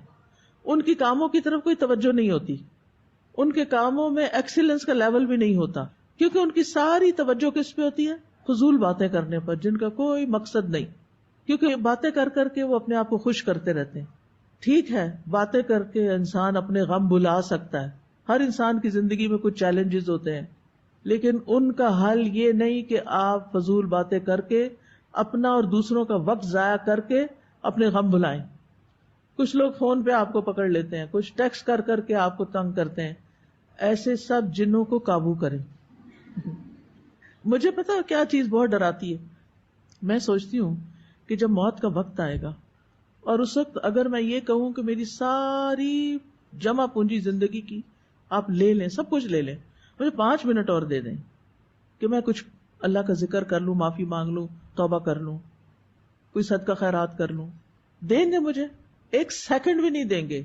اور ابھی میرے پاس ڈھیروں سیکنڈز ہیں، ڈھیروں منٹس ہیں، ڈھیروں گھنٹے ہیں، دن ہیں. میں کیوں نہیں ان کو استعمال کرتی؟ ہر لمحے کے لیے فکر مند ہوا کریں کہ اس کو میں نے کہاں استعمال کرنا ہے. اور اس کے لیے صرف کرنے کے کام نہیں، چھوڑنے کے کام بھی سوچیں. مجھے اپنی زندگی سے کیا کچھ نکال دینا چاہیے تاکہ میں اس کی جگہ زیادہ امپورٹنٹ کام کر سکوں. کون سے کام ایسے ہیں جو میرے علاوہ کوئی اور بھی کر سکتا ہے؟ وہ دوسرے کر رہے ہیں، مجھ سے بہتر کر سکتے ہیں، مجھے وہ کرنا چاہیے جو وہ نہیں کر سکتے. زندگی کو گنوائیں نہیں، اپنے آپ کو ضائع مت کریں، کسی دھوکے میں نہ رہیں کہ یہ جوانی ہمیشہ رہے گی اور یہ طاقت ہمیشہ رہے گی اور یہ وسائل ہمیشہ رہیں گے. ہمیں اگلے لمحے کا نہیں پتا ہمارے ساتھ کیا ہونے والا ہے. لہٰذا جن کاموں کی آپ کو حسرت ہے نا، ایک حسرت میں نے سب میں دیکھی ہے، اگرچہ اس کو پورا کرنے کے لیے کوئی خاص کوشش نہیں ہوتی، کاش ہم حافظ قرآن ہوتے. یہ اکثر لوگوں کو میں نے قریب سے دیکھا ہے، سنا ہے. آپ دعا کریں ہم بھی حفظ کر لیں. صرف ہماری دعاؤں سے آپ نہیں کرنے والے جب تک آپ خود سنجیدہ فیصلہ نہیں کرتے، کیونکہ ما ہوا بالہزل، یہ کوئی کھیل تماشے کی چیز نہیں، یہ ایک سنجیدہ معاملہ ہے. اس کے لیے آپ کو سنجیدگی اختیار کرنی ہے، اس کے لیے آپ کو اپنا وقت نکالنا ہے. لہذا کیا کرنا ہے؟ فضول چیزوں کو زندگی سے باہر نکالنا ہے، وقت ضائع کرنے والے لوگوں سے بچ کے رہنا ہے، اور ایسے لوگوں کا ساتھ اختیار کرنا ہے جو اپنے وقت کو بہترین طریقے سے استعمال کرتے ہوں. ان کے پاس رہ کے سیکھیں وہ کرتے کیا ہیں. قال انی اعلم ما لا تعلمون. اس وقت اللہ تعالیٰ نے بس اتنی بات کہہ کے بات ختم کر دی کہ میں جانتا ہوں جو میں کرنے والا ہوں. آپ بھی جو کچھ کر رہے ہیں اس کے بارے میں آپ کو پتا ہونا چاہیے آپ کیوں کر رہے ہیں. مثلاً یہ کورس کر رہے ہیں، کیوں کر رہے ہیں؟ اس لیے کہ امی نے بھیج دیا تھا، زبردستی چھوڑ گئی تھی، اس لیے کہ کوئی اور کام نہیں تھا تو میں نے کہا چلو یہی کر لیتی ہوں، فارغ وقت ہے. کیوں کر رہی؟ اور اس کے کرنے کے بعد میں نے کیا کرنا ہے آگے کی ابھی سے سوچ کے رکھیں. یہ نہیں کہ وہ جو پنجابی میں کہتے ہیں نا، ویڑے آئی جنج تو ونو کڑی دے کن، کیا مطلب اس کا کہ جب بارات آ جائے تو وہ کانٹے پہنانے ہوتے ہیں نا دلہن کو، تو وہ تو سوراخ ہی کوئی نہیں ہے، جلدی سے سوراخ کرو. اب وہ بیچاری کا حال کیا ہوگا، کانوں سے بھی خون بہ رہا ہوگا، اور پھر وہ کانٹے جو پہن کے جائے گی تو بخار بھی ضرور چڑھے گا. تو اس لیے پہلے سے پلان کریں، آگے کیا کرنا ہے، کل کیا کرنا ہے، اگلے سال کیا کرنا ہے، اس کے بعد کیا کرنا ہے. اگر نہیں کریں گے پیچھے رہ جائیں گے. انی اعلم ما لا تعلم. اور کبھی کبھی جب لوگ بڑی تنقیدیں کریں نا تو یہ جملہ یاد رکھیں، انی اعلم ما لا تعلمون، مجھے پتا ہے جو میں کر رہی ہوں.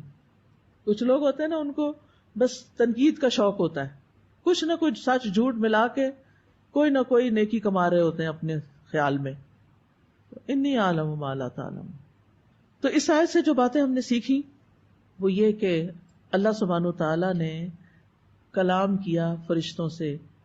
اللہ تعالیٰ کلام کرتے ہیں، اللہ تعالیٰ بات بھی کرتے ہیں، اور اس کا کلام علم اور حکمت پر مبنی ہوتا ہے. پھر اس میں انسان کی عزت اور شرف کا بیان ہے کہ اللہ نے اس کو بنایا. پھر اسی طرح انسان کی تخلیق کے بارے میں ایک غلط نظریے کا بطلان بھی ہے، اور وہ کیا ہے؟ ارتقاء کا نظریہ، کہ انسان بطور انسان نہیں پیدا ہوا بلکہ حیوانات کے مختلف چھوٹے بڑے طبقات سے گزر کر ایوالو ہو کر موجودہ انسانی شکل اس نے حاصل کی. پھر پتہ نہیں کئی ہزار سال سے وہ آگے کیوں نہیں بڑھا، انسان سے کچھ اور بننا چاہیے تھا، کیونکہ ایوولوشن رکنی تو نہیں چاہیے تھی نا. بہرحال انسان کو بہترین ساخت پر اللہ نے بنایا، انسان کو عزت دی، اور پھر انسان کو جس پرپس کے لیے پیدا کیا جا رہا وہ بھی واضح کر دیا. چونکہ یہ ایک عظیم کام تھا اس لیے پہلے سے فرشتوں کو اطلاع دی گئی کہ یہ ہونے جا رہا ہے. ٹھیک ہے، اور پھر کائنات میں انسان کی حیثیت کیا ہوگی وہ بھی بتا دی. پھر یہ ہے کہ فرشتے زمین میں فساد کو ناپسند کرتے ہیں اور خود اللہ تعالیٰ کی بہترین عبادت کرتے ہیں، تعظیم کرتے ہیں، ہر وقت تسبیح میں مشغول رہتے ہیں. یسبحون اللیل والنہار لا یفترون، تھکتے ہی نہیں، کرتے ہی رہتے ہیں. فرشتوں کی تسبیح ایسے ہی ہے جیسے ہم سانس لیتے ہیں، ہم سانس لینے سے رکتے ہی نہیں، نہ سوتے نہ جاگتے، ایک لمحہ بھی ہم نہیں چھوڑتے جب ہم سانس یا اندر نہ کر رہے ہوں یا باہر نہ کر رہے ہوں. تو اسی طرح جیسے ہمارا سانس چل رہا ہے نا، فرشتوں کی تسبیح چلتی رہتی ہے. وہ نہ کھاتے ہیں، نہ پیتے ہیں، نہ شادی، نہ تجارت، نہ زراعت، وہ صرف اور صرف اپنی ڈیوٹی پوری کرتے ہیں جو ان کو دی جاتی ہے، اور ساتھ تسبیح کرتے رہتے ہیں. اس سے تسبیح کی فضیلت کا بھی پتہ چلتا ہے. اللہ تعالیٰ فرماتے ہیں وَسَبِّحُوهُ بُكْرَةً وَأَصِيلًا، صبح و شام اس کی تسبیح بیان کرو. لہٰذا صبح ایک تسبیح سبحان اللہ و بحمدہ کی، اور ایک شام کو ضرور کر لیا کریں. اس سے یہ بات بھی پتہ چلتی ہے کہ اگر انسان اپنی نیت درست رکھے اور نیت درست کر کے اپنے پسندیدہ ترین کام کو دوسروں سے شیئر کر لے تو اس میں کوئی حرج نہیں. فرشتوں نے جو ان کا بہترین کام ہے کیا؟ تسبیح، اپنی اس صفت کو بیان کیا. یہ کوئی تکبر نہیں تھا، کوئی بڑائی کی بات نہیں تھی. مثلا اگر آپ کوئی اچھا کام کرنا جانتے ہیں اور کسی کو ضرورت ہو تو آپ وہاں ذکر کر سکتے ہیں کہ میں یہ کام جانتی ہوں، میں آپ کی ہیلپ کر سکتی ہوں. اس میں کوئی بڑائی کی بات نہیں ہے، یعنی کوئی بری بات نہیں ہے.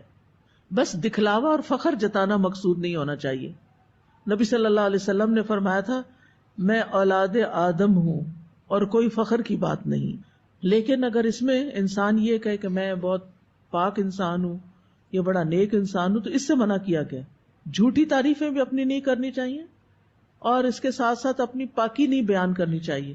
فلا تزکوا انفسکم هو اعلم بمن اتقى. پھر یہ کہ فرشتے غیب نہیں جانتے، فرشتوں کے پاس جزوی علم ہے اور اللہ کا علم کامل ہے. اور آخری سبق اس میں یہ ہے کہ انسان اگر مخلوقات میں سے کسی تخلیق کی حکمت نہ جان سکے تو سر تسلیم خم کر دے. ما خلقت ھذا باطلا سبحانک. بعض اوقات ہم صرف پرندہ ہی دیکھتے ہیں تو ہم سوچتے ہیں پتہ نہیں یہ کیوں بنے، ان کا کیا کام ہے، ان کی کیا حکمت ہے. بعض اوقات زمین کے اندر ہم کیڑے مکوڑے دیکھتے ہیں، زمین کھودتے ہیں تو اندر سے کچھ چیزیں نکلنے لگتی ہیں. پتھروں میں، پہاڑوں میں، درختوں میں، جنگلوں میں طرح طرح کی مخلوقات ہیں. اور اب تو آپ دیکھیں کہ سوشل میڈیا کے دور میں اور پھر مختلف ایسی ایجنسیز ہیں، ایسی کمپنیز ہیں کہ جو نئی نئی چیزیں نکال کے آپ ناسا کی ویب سائٹ پہ جائیں، آپ نیٹ جیو پہ جائیں، آپ مختلف جگہوں پہ انسٹاگرام پہ یا ویسے ویب سائٹس پہ آپ دیکھیں تو حیران ہوں گے کہ کیا کیا تخلیقات سامنے آ گئی جو آج سے 10 سال پہلے بھی لوگوں کو پتہ ہی نہیں تھا ان کا. سمندر کی مخلوقات کو دیکھیں تو اس میں طرح طرح کی چیزیں ہیں. تو اس وقت دل میں ضرور خیال آتا ہے نا کہ پتہ نہیں یہ کیوں بنی، کیا کرتی ہے، اس کا کیا کام ہے، اس کا کیا مقصد ہے. تو اگر ہمیں مقصد نہیں پتا کسی کی تخلیق کا تو ہمیں کیا کرنا چاہیے؟ اللہ نے کسی مقصد سے ہی بنایا، اللہ کو پتا ہے اس نے اسے کیوں بنایا. آدم علیہ السلام کی تخلیق کے بارے میں چند باتیں اور بھی ضروری ہیں کرنا. پہلی بات تو یہ کہ آدم علیہ السلام کو مٹی سے پیدا کیا گیا، اور قرآن مجید میں ہی مٹی کے مختلف اوصاف بیان ہوئے ہیں. سب سے پہلے تراب مٹی کو کہتے ہیں نا، ڈسٹ کو. ان مثل عیسیٰ عند اللہ کمثل آدم خلقہ من تراب ثم قال له کن فیکون. بے شک عیسیٰ علیہ السلام کی مثال اللہ کے نزدیک آدم کی مثال کی طرح ہے کہ اسے تھوڑی سی مٹی سے بنایا، پھر اسے فرمایا ہو جا تو وہ ہو گیا. تو آدم علیہ السلام کیسے پیدا ہوئے؟ مٹی سے پیدا ہوئے، لیکن کلمہ کن بھی. اور حدیث سے پتا چلتا ہے کہ اللہ تعالیٰ نے ان کا ڈھانچہ اپنے ہاتھ سے بنایا تھا. ٹھیک ہے، ابھی میں آگے وہ حدیث ریفرنس کے ساتھ آپ کو بتاؤں گی. اب آپ دیکھیں کہ آج کے ہمارے بچے کتنے کنفیوز ہوتے ہیں، اور یہیں سے بگاڑ شروع ہو جاتا ہے جب انسان یہ سمجھتا ہے کہ میں تو خود سے خود ہی بن گیا ہوں ایوالو کرتے کرتے، اللہ نے مجھے نہیں بنایا، اور وہ اللہ کا انکار کر دیتے ہیں. تو جب کبھی آپ بچوں کو یا کسی کو بھی آدم علیہ السلام کا قصہ سنائیں تو ان کی تخلیق کا جو عمل تھا اس کو بھی ضرور بیان کریں کہ وہ کیسے پیدا ہوئے. تو پہلی چیز کیا؟ تراب تھی. سب سے پہلے تراب لی گئی، پھر طین. اذ قال ربک للملائکۃ انی خالق بشرا من طین، یہ سورۃ صاد کی آیت ہے. جب تیرے رب نے فرشتوں سے کہا کہ بے شک میں تھوڑی سی مٹی سے ایک بشر بنانے والا ہوں. اب جو تراب تھی اس میں پانی ڈلا تو وہ طین بن گئی. ٹھیک ہے، اگلا مرحلہ آ گیا. پھر سورۃ الحجر میں آتا ہے وَلَقَدْ خَلَقْنَا الْإِنسَانَ مِنْ صَلْصَالٍ مِنْ حَمَإٍ مَسْنُونٍ، اور البتہ تحقیق ہم نے انسان کو بدبودار سڑے ہوئے کیچڑ کی کھنکتی مٹی سے پیدا کیا. ٹھیک، یعنی وہ گیلی مٹی کو چھوڑ دیا گیا حتیٰ کہ اس میں کیا پیدا ہو گیا؟ بو پیدا ہو گئی، لیس پیدا ہو گئی. پھر سورۃ الرحمن میں آتا ہے خلق الانسان من صلصال کالفخار، اس نے انسان کو بجنے والی مٹی سے پیدا کیا جو ٹھیکری کی طرح، جیسے گھڑا وغیرہ ہوتا ہے نا اس میں سے آواز آتی ہے اگر آپ اس کو ٹکوریں، یعنی اس طرح. تو عربی زبان میں خشک مٹی کو تراب کہتے ہیں، گیلی مٹی کو طین کہتے ہیں، مدت تک پڑی رہے اور سیاہ ہو جائے تو حما کہتے ہیں، اور بدبو آنے لگے تو حمائن مسنون کہتے ہیں، خشک ہو کر کھن کھن بجنے لگے تو سلسال کہتے ہیں.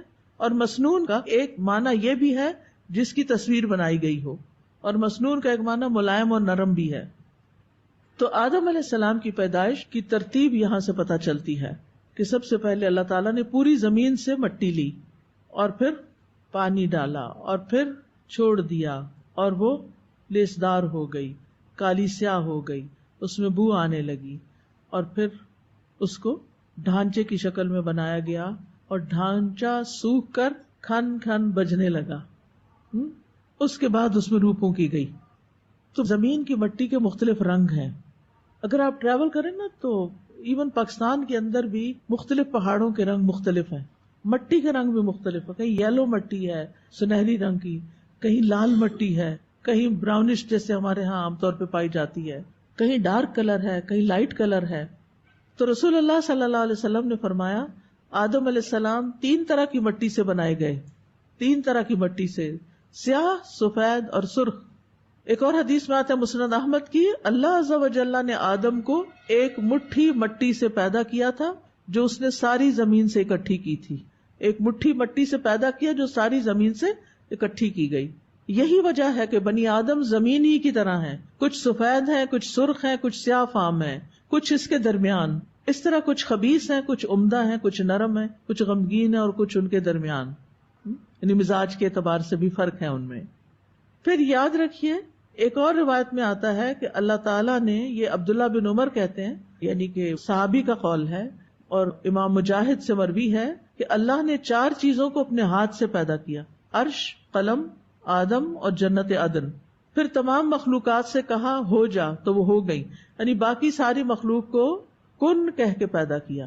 اب یہاں پر یہ جو آدم اور جنت اور یہ عرش وغیرہ ہیں، جنت کی ایک اور جگہ پہ یہ وضاحت آتی ہے جنت عدن کے بارے میں کہ ایک اینٹ سونے کی رکھی، ایک چاندی کی رکھی اور مسک کی کستوری کا گارا. اور اس طرح اللہ تعالیٰ نے اپنے ہاتھ سے جنت عدن کو بنایا. اب آدم علیہ السلام کا جو ڈھانچہ تھا وہ اللہ تعالیٰ نے خود اپنے ہاتھ سے بنایا، اور پھر روح پھونکی اور وہ کن کہہ کے یا جیسے بھی، کیونکہ آیت میں پیچھے آیا ہے کہ آدم علیہ السلام کی تخلیق کے وقت بھی کن کہا گیا تھا، ہو جا، اور بس ہو گئے. آدم علیہ السلام کو سب سے بہترین صورت پر پیدا کیا گیا. سورۃ الاعراف میں آتا ہے وَلَقَدْ خَلَقْنَاكُمْ ثُمَّ صَوَّرْنَاكُمْ ثُمَّ قُلْنَا لِلْمَلَائِكَةِ اسْجُدُوا لِآدَمَ فَسَجَدُوا إِلَّا إِبْلِيسَ لَمْ يَكُن مِّنَ السَّاجِدِينَ. اور یقیناً ہم نے تمہیں پیدا کیا، پھر ہم نے ہی تمہاری صورت بنائی، پھر ہم نے فرشتوں سے کہا کہ آدم کو سجدہ کرو، تو سب نے سجدہ کیا سوائے ابلیس کے، وہ سجدہ کرنے والوں میں نہ ہوا. تو خلقناکم ثم صورناکم، اللہ تعالیٰ نے آدم علیہ السلام کی تخلیق کو اپنی طرف منسوب کیا ہے. ٹھیک ہے. حدیث میں آتا ہے، مسند احمد کی روایت ہے، اللہ تعالیٰ نے آدم علیہ السلام کو اپنی صورت پر پیدا کیا. علی صورت ہی اس کے 2 معنی ہیں، یعنی آدم علیہ السلام کو ان کی جو شکل اللہ نے سوچی تھی اس کے مطابق پیدا کیا، یعنی آدم علیہ السلام کی صورت پر پیدا کیا. یہ وہی صورت تھی جو ان کی پیدائش سے لے کر موت تک تھی، ان کے قد و قامت میں کوئی فرق نہیں آیا، یعنی اور لوگوں کے برعکس ان کی حالت تبدیل نہیں ہوئی. کیونکہ آدم علیہ السلام کے علاوہ باقی لوگ پہلے نطفہ ہوتے ہیں، پھر جمع ہوا خون، پھر گوشت کا ٹکڑا بنتے ہیں، پھر ماں کے شکم میں جنین یعنی حمل کی صورت میں ہوتے ہیں، پھر پیدائش کے بعد پہلے بچے بنتے ہیں، پھر جوان مرد بن جاتے ہیں، پھر ان کی جسامت مکمل ہوتی، پھر بڑھاپے کی طرف جاتے ہیں. آدم علیہ السلام جیسے بنے تھے ڈے 1 پہ وہ بچے نہیں تھے، بچے کی شکل میں نہیں پیدا کیا بلکہ جوان مرد کی شکل میں پیدا کیا، اور وہ موت تک ایسے ہی رہے. ٹھیک ہے. دوسرا یہ بھی کہا گیا ہے کہ صورت ہی کی ضمیر اللہ تعالیٰ کی طرف لوٹتی ہے، اور اس میں جمہور اہل سنت کا یہ قول ہے کہ اللہ تعالیٰ نے آدم علیہ السلام کو اپنی صورت پہ پیدا کیا. اب صورت کا مطلب اللہ تعالیٰ جیسے نہیں پیدا کیا، سمجھ آئیے، لیسا کمثلہ شیء، یعنی آدم اللہ تعالیٰ کی طرح نہیں تھے، بلکہ اس کی شرح وہ یہ بیان کرتے ہیں کہ اللہ سننے والا، دیکھنے والا، کلام کرنے والا ہے، یعنی جیسے اس کی شان کے لائق ہے. تو اس کا مطلب یہ ہے کہ انسان کے اندر بھی اللہ نے سماعت رکھی، بصارت رکھی، لیکن وہ اللہ کی طرح نہیں ہے، یعنی اللہ تعالیٰ نے انسان کو بھی کچھ ایسی کوالٹیز دی. ٹھیک ہے. اس کا یہ مطلب نہیں کہ انسان کا چہرہ اللہ تعالیٰ کے چہرے کی طرح ہے، کہ انسان کی سماعت اللہ کی طرح، ایسا نہیں ہے اس کا معنی. پھر یہ کہ آدم علیہ السلام کا قد بہت لمبا تھا. کتنا تھا؟ 60 گز. یس. قیامت کے دن جب لوگ جنت میں داخل ہوں گے تو وہاں ان سب کا قد بھی اتنا ہو جائے گا. صحیح بخاری کی حدیث ہے، جو کوئی بھی جنت میں داخل ہوگا وہ آدم علیہ السلام کی شکل اور قامت پر ہوگا. آدم علیہ السلام کے بعد انسانوں میں اب تک قد چھوٹے ہوتے رہے ہیں. آدم علیہ السلام کو جمعے کے دن پیدا کیا گیا، دیگر مخلوقات کو جمعہ کے دن عصر کے بعد پیدا کیا گیا. اب آپ دیکھیے کہ آدم علیہ السلام کو باقی ساری مخلوقات کے بعد پیدا کیا گیا. زمین، آسمان، جن، فرشتے سب کچھ پیدا ہو چکے تھے سب سے آخر میں. تو گویا پہلے ان کا گھر تیار کیا گیا، پھر ان کو لایا گیا. اور یہ تخلیق کائنات کا نچوڑ ہے، اور سب سے بہترین چیز ہے. انسان عقل، شکل، سماعت، بصارت، ہر اعتبار سے باقی تمام مخلوقات پر فضیلت رکھتا ہے، اور یہی اس کو عزت بخشی گئی ہے. اور یہ بھی کہا جاتا ہے کہ باقی مخلوقات انسان کے لیے بنی ہے. ٹھیک ہے، انسان کی خدمت کے لیے. تو سب سے آخر میں کیوں بنایا؟ اس کی حکمت یہ بتائی جاتی ہے کہ ساری چیزیں بنانے کے بعد سب سے بہترین چیز بنائی گئی تاکہ ان سب سے کمپیئر کیا جائے کہ کوئی بھی ان جیسا نہیں ہے، وہ سب سے بہترین ہے. جیسے اللہ نے کتابوں میں سب سے افضل کتاب، نبیوں میں سب سے افضل نبی، امتوں میں سب سے افضل امت سب سے آخر میں رکھی. ٹھیک ہے. تو آدم علیہ السلام کی تخلیق کے بعد انہیں کچھ دیر، حدیث میں آتا ہے، ایسے ہی پڑا رہنے دیا گیا. السلسلہ صحیحہ کی حدیث ہے، جب اللہ تعالیٰ نے آدم علیہ السلام کا ڈھانچہ تیار کر لیا تو یوں ہی چھوڑ دیا. ابلیس اس کے ارد گرد گھوم کر اسے دیکھنے لگ گیا. جب اس نے دیکھا کہ یہ اندر سے خالی ہے، کہا میں اس کے مقابلے میں کامیاب ہو جاؤں گا. یہ ایسی مخلوق ہے جو خود پہ قابو نہیں پا سکے گی. بہرحال اس ڈھانچے میں پھر اللہ نے اپنی روح پھونکی. سورۃ الحجر میں فَإِذَا سَوَّيْتُهُ وَنَفَخْتُ فِيهِ مِن رُوحِي فَقَعُوا لَهُ سَاجِدِينَ. جب میں اسے درست کر لوں اور اس میں اپنی روح سے پھونک دوں تو تم سب اس کے آگے سجدہ کرنا. اب یہ نفخت فیہ من روحی، اپنی روح میں سے اللہ نے اپنی طرف منسوب کیا. یہ اضافت تشریفی ہے، عزت دینے کی نسبت ہے. اس کا یہ مطلب نہیں کہ اللہ کے روح کا کوئی حصہ ہے ہم، اس طرح تو شرک ہو جاتا ہے. ٹھیک ہے، کیونکہ اللہ کی طرح تو کوئی چیز نہیں، اور ہر چیز اللہ ہی کی ہے نا. زمین اللہ کی، آسمان اللہ کا، روح بھی اللہ کی، اور اس میں سے اللہ تعالیٰ نے انسان کے اندر پھونکا. سورۃ سجدہ میں آتا ہے ثم سواہ ونفخ فیہ من روحہ، اللہ نے اسے درست کیا اور اس میں اپنی ایک روح پھونکی. جب اللہ تعالیٰ نے آدم علیہ السلام میں روح پھونکی تو حدیث میں آتا ہے وہ ان کے سر تک پہنچی تو وہ چھینکے اور الحمدللہ رب العالمین کہا. اللہ تعالیٰ نے جواباً یرحمک اللہ کہا. اور پھر یہی ہمارے لیے بھی حکم ہے، اس لیے اس میں بخل نہ کریں. اور پھر یہ بھی ہے کہ یہ انہیں الہام کیا گیا تھا کہ وہ الحمدللہ کہیں چھینک آنے پر. اور مخلوق کی تخلیق کے وقت اللہ تعالیٰ نے اپنی کتاب میں لکھا تھا ان رحمتی تغلب غضبی، میری رحمت میرے غضب پر حاوی ہے. آدم علیہ السلام کو پیدا کرنے کے بعد فرشتوں کے پاس بھیجا گیا تھا کہ ان کو سلام کرو، اور جو وہ جواب دے اسے غور سے سنو، وہی تمہارا اور تمہاری اولاد کا سلام ہوگا. تو آدم علیہ السلام نے فرشتوں کے پاس جا کر السلام علیکم کہا. انہوں نے کہا السلام علیکہ ورحمۃ اللہ. یہ رحمت اللہ کا لفظ فرشتوں نے اپنے پاس سے ایڈ کیا. پھر یہ کہ آدم علیہ السلام سے ہی ان کی بیوی کو پیدا کیا گیا.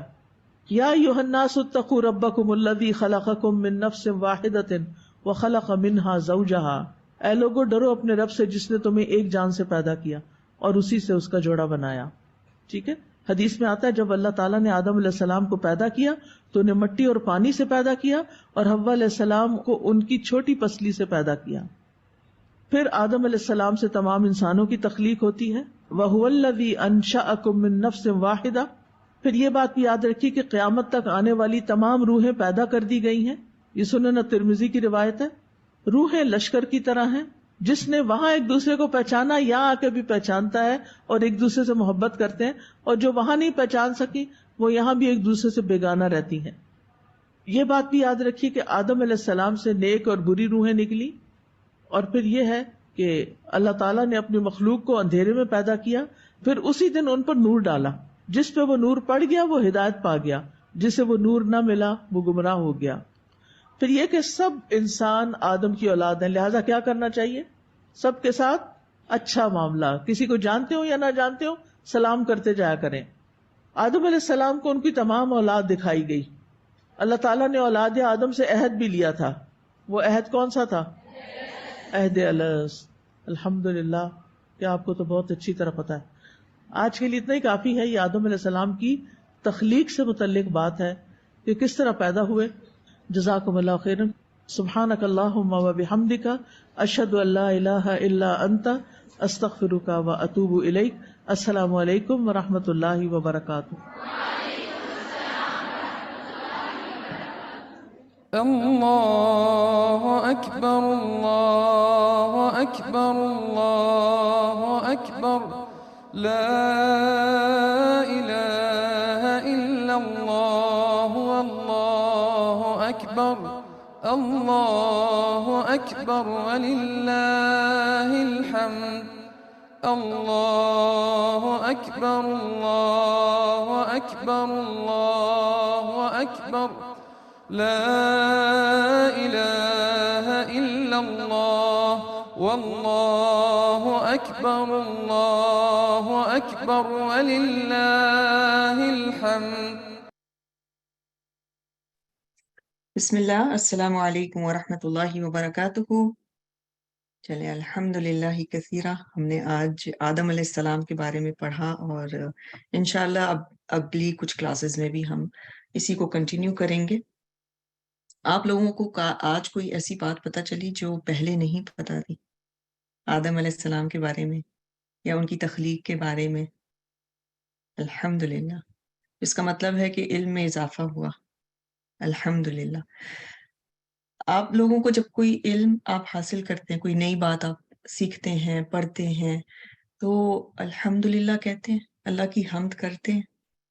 آج ہم نے آغاز میں لیسن کے کیا پڑھا تھا کہ ہمیں اللہ سبحانہ تعالیٰ کی حمد و ثنا کرنی چاہیے، دل سے کرنی چاہیے. اور اس کا کیا فائدہ ہوتا ہے؟ اس سے نعمتوں میں اضافہ ہوتا ہے، اس سے نعمتیں باقی رہتی ہیں. ہم چاہتے ہیں نا ہماری نعمتیں باقی رہیں، ہم چاہتے ہیں ہماری نعمتوں میں اضافہ ہو، لیکن عموماً ہم اس کے لیے کوشش محنت اس طرح سے نہیں کر رہے ہوتے، اور یا ہم یہ نہیں سوچ رہے ہوتے کہ اگر ہم صرف الحمدللہ کہیں گے، اللہ کی تعریف بیان کریں گے، شکر گزار ہوں گے اللہ تعالیٰ کی نعمتوں پر، تو اللہ سبحانہ تعالیٰ ہمیں ہماری نعمتوں میں اور زیادہ اضافہ فرمائیں گے انشاءاللہ. کچھ باتوں کی انشاءاللہ ہم ریکیپ کر لیتے ہیں آج کے لیسن سے. رب اشرح لی صدری ویسر لی امری واحلل عقدۃ من لسانی یفقہوا قولی. آمین. آج ہم نے آدم علیہ السلام کا جو قصہ پڑھا تھا، کون سی سورت میں ہم نے پڑھا تھا؟ کون سی سورہ آج پڑھی تھی اور کون سی آیت تھی؟ سورہ البقرہ میں کون سی آیت نمبر؟ بارک اللہ فیکم. آیت نمبر 30. ٹھیک ہے.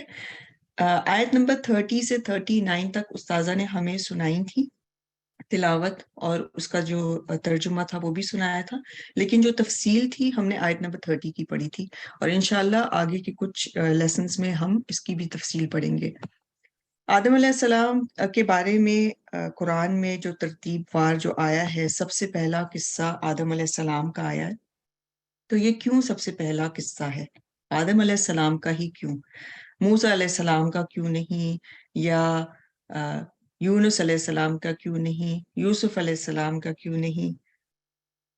جی، he was the first human, first man on earth, first نبی، ابو البشر تھے، پہلے نبی تھے. he is the father of all mankind. جی، آدم علیہ السلام اول البشر تھے. پھر انبیاء علیہ السلام کے تذکروں میں سب سے پہلا تذکرہ آدم علیہ السلام کا کیا، کیونکہ وہ پہلے نبی تھے، اور آدم علیہ السلام اس زمین پر سب سے پہلے انسان تھے. پھر اگلی بات جو ہم نے پڑھی تھی کہ ان کا قصہ کئی بار قرآن پاک میں آیا ہے. کتنی بار آیا ہے؟ 27 ٹائمز، 25 ٹائمز. آپ لوگ کنفیوز ہوئے ہیں کل کے لیسن میں آپ لوگوں نے 27 ٹائمز پڑھا تھا، کہ آج جو ہم نے پڑھا تھا آدم علیہ السلام کے بارے میں 25 ٹائمز آیا ہے. ٹھیک ہے، 25 بار آیا ہے. کون سی صورتوں میں آیا ہے؟ سب سے پہلے تو سورہ البقرہ ہے جو آج ہم نے جہاں پر پڑھا، پھر سورہ الاعراف، سورہ الاسراء، سورہ الکہف اور سورہ طٰہٰ. ان 5 صورتوں میں آدم علیہ السلام کا ذکر ہوا ہے. پھر آدم علیہ السلام کا قصہ ہم نے آج پڑھا تھا. آدم علیہ السلام کے قصہ کا جو آغاز ہے اس میں ہم نے کیا پڑھا تھا کہ انسان کی تخلیق سے پہلے اللہ تعالیٰ نے کن کو پیدا کیا تھا؟ کون سی مخلوق تھی جو آلریڈی موجود تھی؟ جن اور جنات تھے اور فرشتے تھے. جی، اور کون تھے جنہوں نے زمین پر بہت زیادہ فساد مچایا ہوا تھا، نافرمانی کی تھی، خون ریزی کی ہوئی تھی؟ جی، جنات نے کی تھی. پھر اللہ سبحانہ تعالیٰ نے ایک نئی مخلوق پیدا کرنے کا ارادہ کیا. وہ نئی مخلوق کون تھی؟ جو نئی مخلوق اللہ تعالیٰ نے، انسان. پھر فرشتوں کو اس کے بارے میں آگاہ کیا کہ وہ زمین میں خلیفہ پیدا کرنے والے ہیں. تو یہ سارا قصہ ہم نے پڑھا.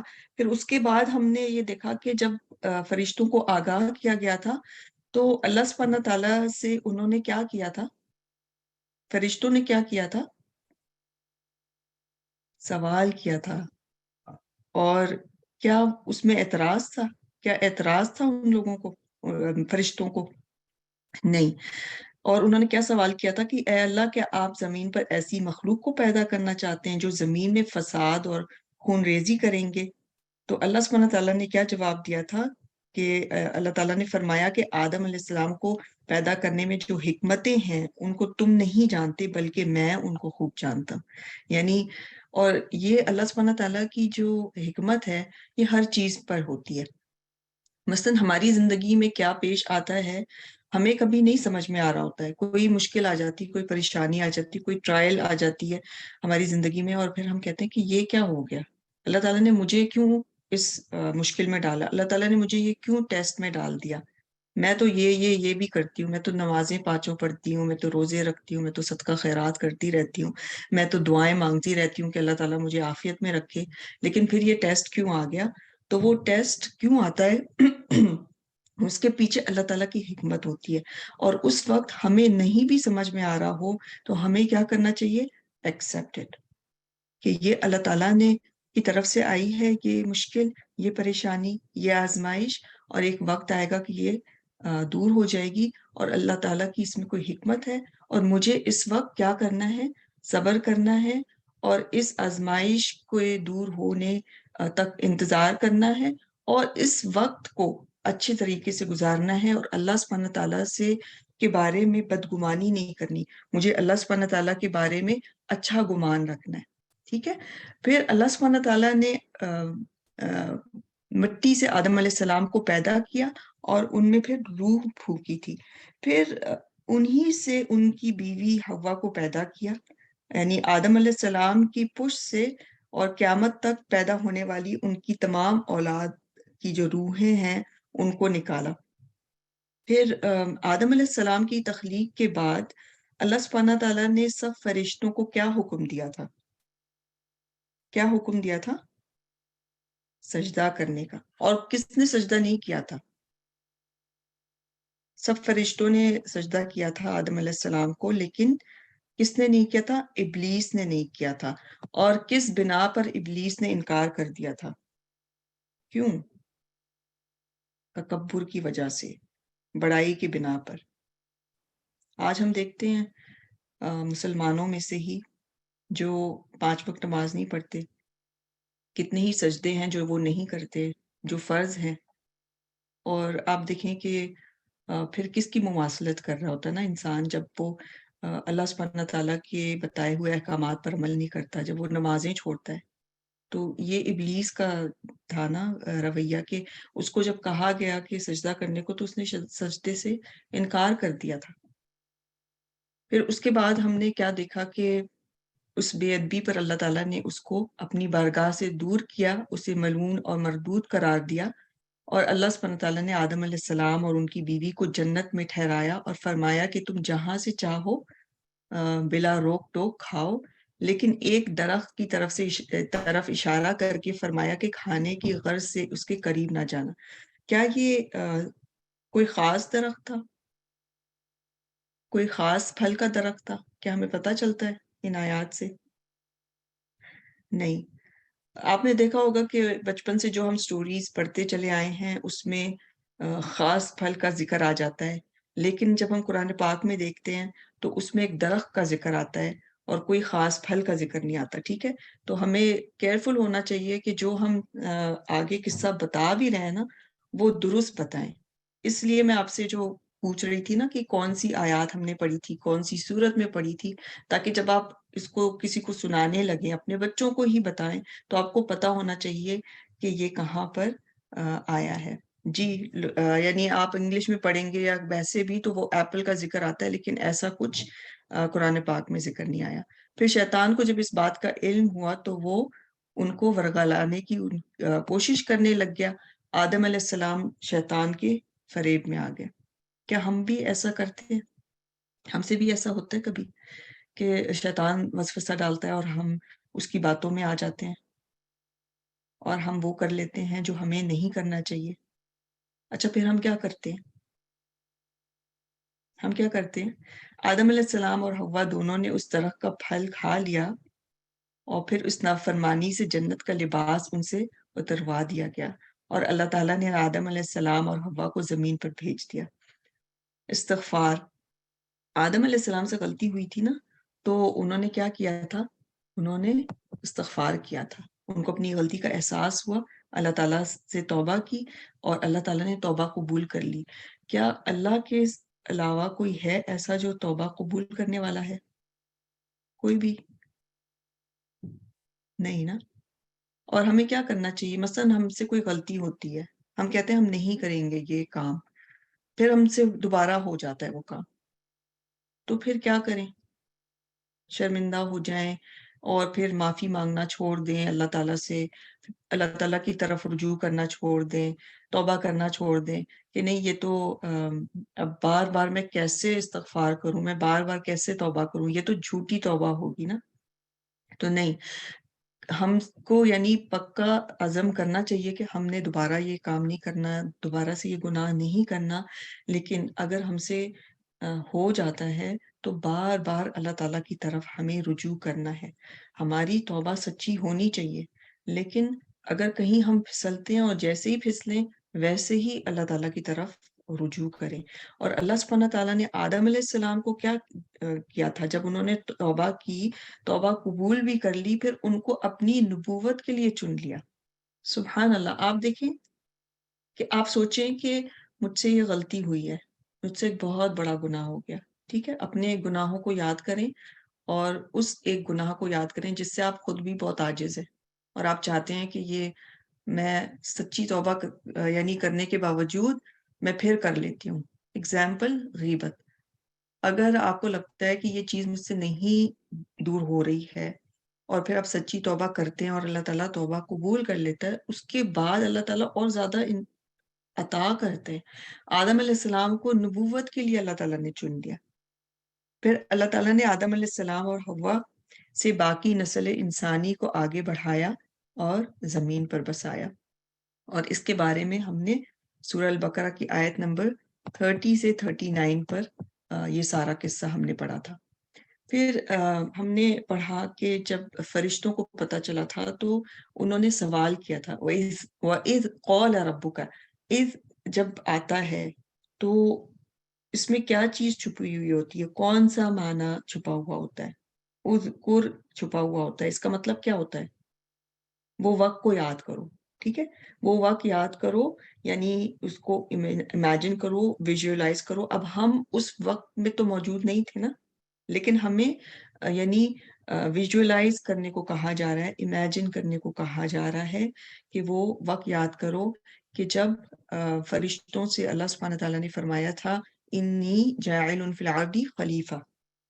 تو ملائکہ کے بارے میں ہم نے پڑھا تھا کہ ملائکہ کون ہوتے ہیں؟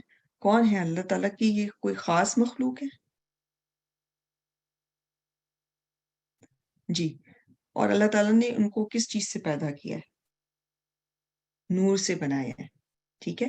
اور ملائکہ یہ کس چیز کی جمع ہے؟ اس کا واحد کیا ہے؟ ملک کی. ٹھیک ہے. اور اس میں آپ دیکھیں کہ ملک کی جمع ہے، مطلب کیا ہے؟ ارسال کرنا، بھیجنا.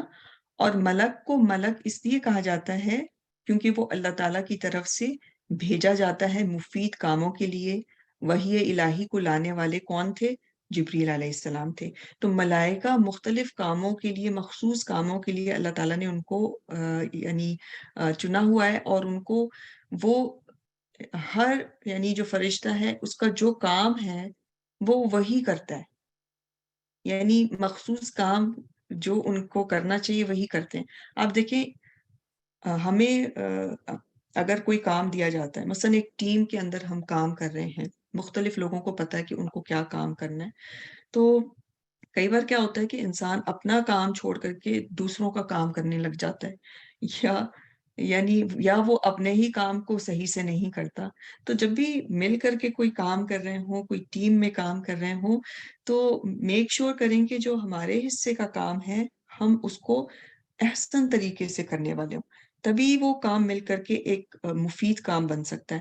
لیکن اگر ایک ٹیم میں ایک آدھ لوگ ایسے ہوتے ہیں جو اپنے کام کو درست طریقے سے نہیں کرتے، تو پھر یعنی وہ کام جو ہوتا ہے وہ صحیح معنوں میں یا احسن طریقے سے اس کو نہیں کر پاتے ہیں.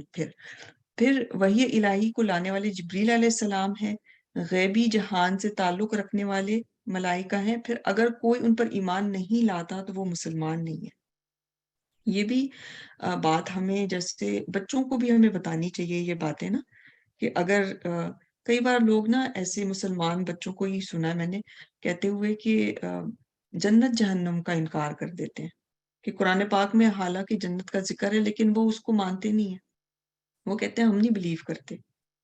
تو آپ دیکھیں کہ اگر کوئی یعنی جس بات کا اللہ سبحانہ تعالیٰ نے قرآن پاک میں ذکر کر دیا ہے تو اس کو وہ ہمیں سمجھ میں آئے یا نہ آئے ہمیں اس کو ماننا ہے۔ پھر ہم نے اگلی بات اس میں کیا پڑھی تھی؟ خلیفہ، خلیفہ کا ذکر آیا تھا، اور خلیفہ سے کیا مراد ہے؟ جو کسی کی موت کے بعد یا کسی کے غائب ہونے کے بعد اس کا جانشین بنے، یا وہ تمام امور خود انجام نہ دے سکنے کی صورت میں بعض معاملات میں اس کا نائب ہو۔ یہاں اللہ تعالیٰ کا خلیفہ مراد نہیں بلکہ وہ لوگ مراد ہیں جو نسل در نسل ایک دوسرے کے جانشین بنے، ٹھیک ہے۔ پھر ہم نے دیکھا کہ انسان کو خلیفہ بنانے کے کئی اقوال تفاسیر سے ملتے ہیں، اور وہ کیا ہیں کہ انسان زمین میں اللہ تعالیٰ کا خلیفہ ہے۔ زمین آباد کرنے کے لحاظ سے اللہ تعالیٰ کا کوئی خلیفہ نہیں ہو سکتا، کوئی جانشین نہیں۔ آدم علیہ السلام اپنے سے پہلی مخلوق کے نائب ہیں، یعنی آدم علیہ السلام سے پہلی جو مخلوق تھی وہ کون تھی؟ کون تھی زمین میں؟ ابھی آپ لوگوں نے بتایا تھا، جی، جن۔ پھر انسان ایک دوسرے کے خلیفہ ہیں، یا انبیاء علیہ السلام نائب ہیں، باقی انسان ان کے تابع ہیں۔ ہم نے راجح رائے کیا پڑھی تھی کہ انسان زمین میں ایک دوسرے کا خلیفہ ہے، اور اس کے لیے ہم نے دلیل بھی دیکھی تھی۔ آپ کو یاد ہے آپ نے کہیں پر لکھا کہ اس کی دلیل کون سی صورت تھی؟ کون سی دو صورتیں تھیں؟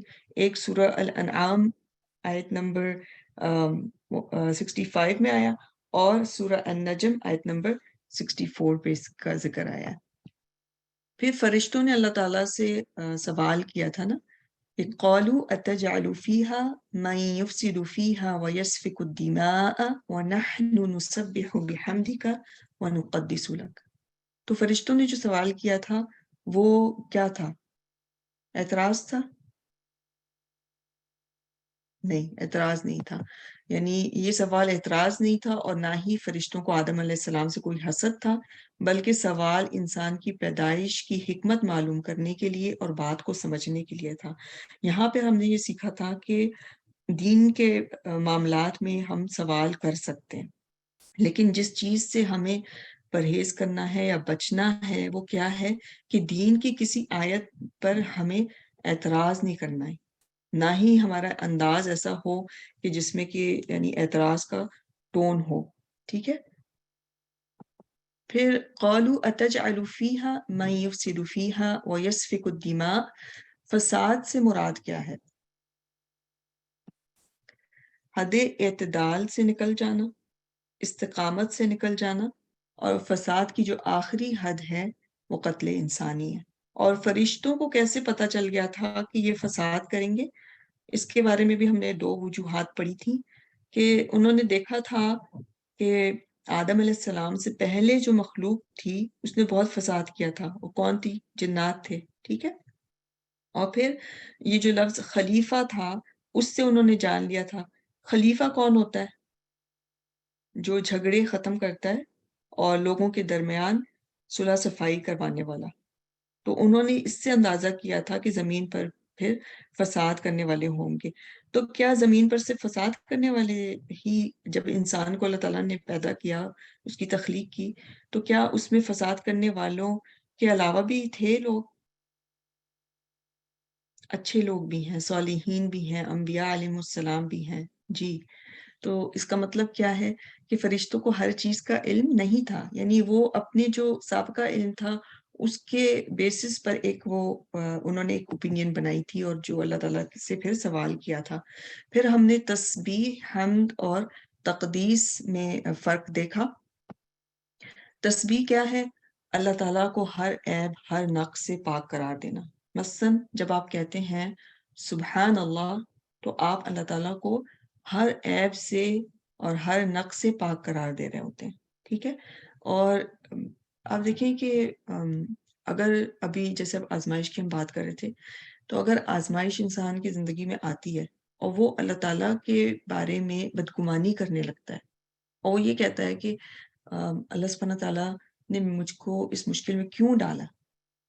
اللہ تعالیٰ از اور لوگ ایسا کہتے ہیں نعوذ باللہ کہ اللہ تعالیٰ از unfair. This is unfair.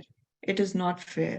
مثلاً اگر کسی کے والدین میں سے یعنی ماں یا باپ کی ڈیتھ جلدی ہو جاتی ہے، بچے ابھی چھوٹے ہی ہوتے ہیں، اور پھر کچھ ہی عرصے بعد مثلاً دوسرے پیرنٹ کی بھی ہو جاتی ہے، تو بچے کیا کہتے ہیں کہ this is not fair. Why Allah did this to us. تو یہ جو ہے نا، یہ اللہ تعالیٰ پر عیب لگانا ہے. اللہ سبحانہ تعالیٰ کا ہر فیصلہ حکمت پر مبنی ہے، اور ہر فیصلہ اللہ سبحانہ تعالیٰ کا انسانوں کے فائدے کے لیے ہی ہے، اور ہمیں کبھی بھی بدگمانی نہیں کرنی چاہیے. ٹھیک ہے. پھر آپ کے کمال میں کوئی کمی نہیں، اس سے پاک قرار دینا.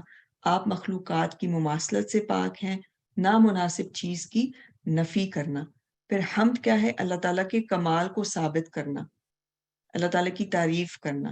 تسبیح کرنا آدھا حصہ ہے، اور حمد اس کی تکمیل کرتی ہے. یعنی نقص سے بھی پاک قرار دینا ہے، اور پھر اللہ تعالیٰ کی تعریف بھی کرنی ہے. پھر تقدیس کیا ہے؟ شایان شان خبر کو ثابت کرنا. اللہ تعالیٰ پاک ہیں، ہر طرح سے پاک ہیں.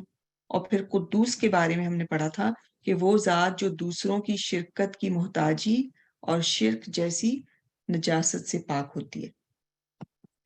پھر آدم علیہ السلام کی تخلیق کا جو عمل تھا، اس میں ہم نے دیکھا کہ مختلف مراحل سے، یعنی مختلف اس میں سٹیپس تھے نا. تو آپ لوگوں نے دیکھا کہ کتنے سٹیپس تھے؟ آپ نے پوائنٹ وائز لکھا ہے اپنے پاس. سب سے پہلے اللہ تعالیٰ نے پوری زمین سے خشک مٹی لی تھی، وہ کیا کہلاتی ہے؟ تراب.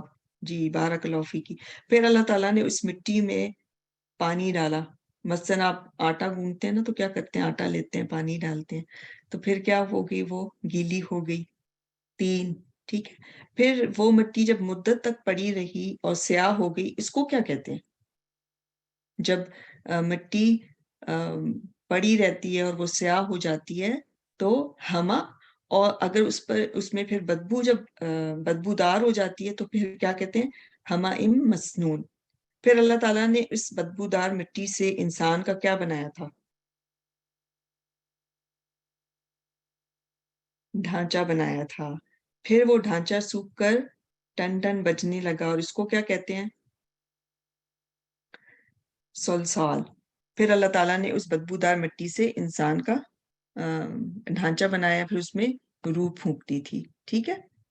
تو یہ تھے مختلف مراحل جس سے کہ گزر کے آدم علیہ السلام کی تخلیق ہوئی تھی.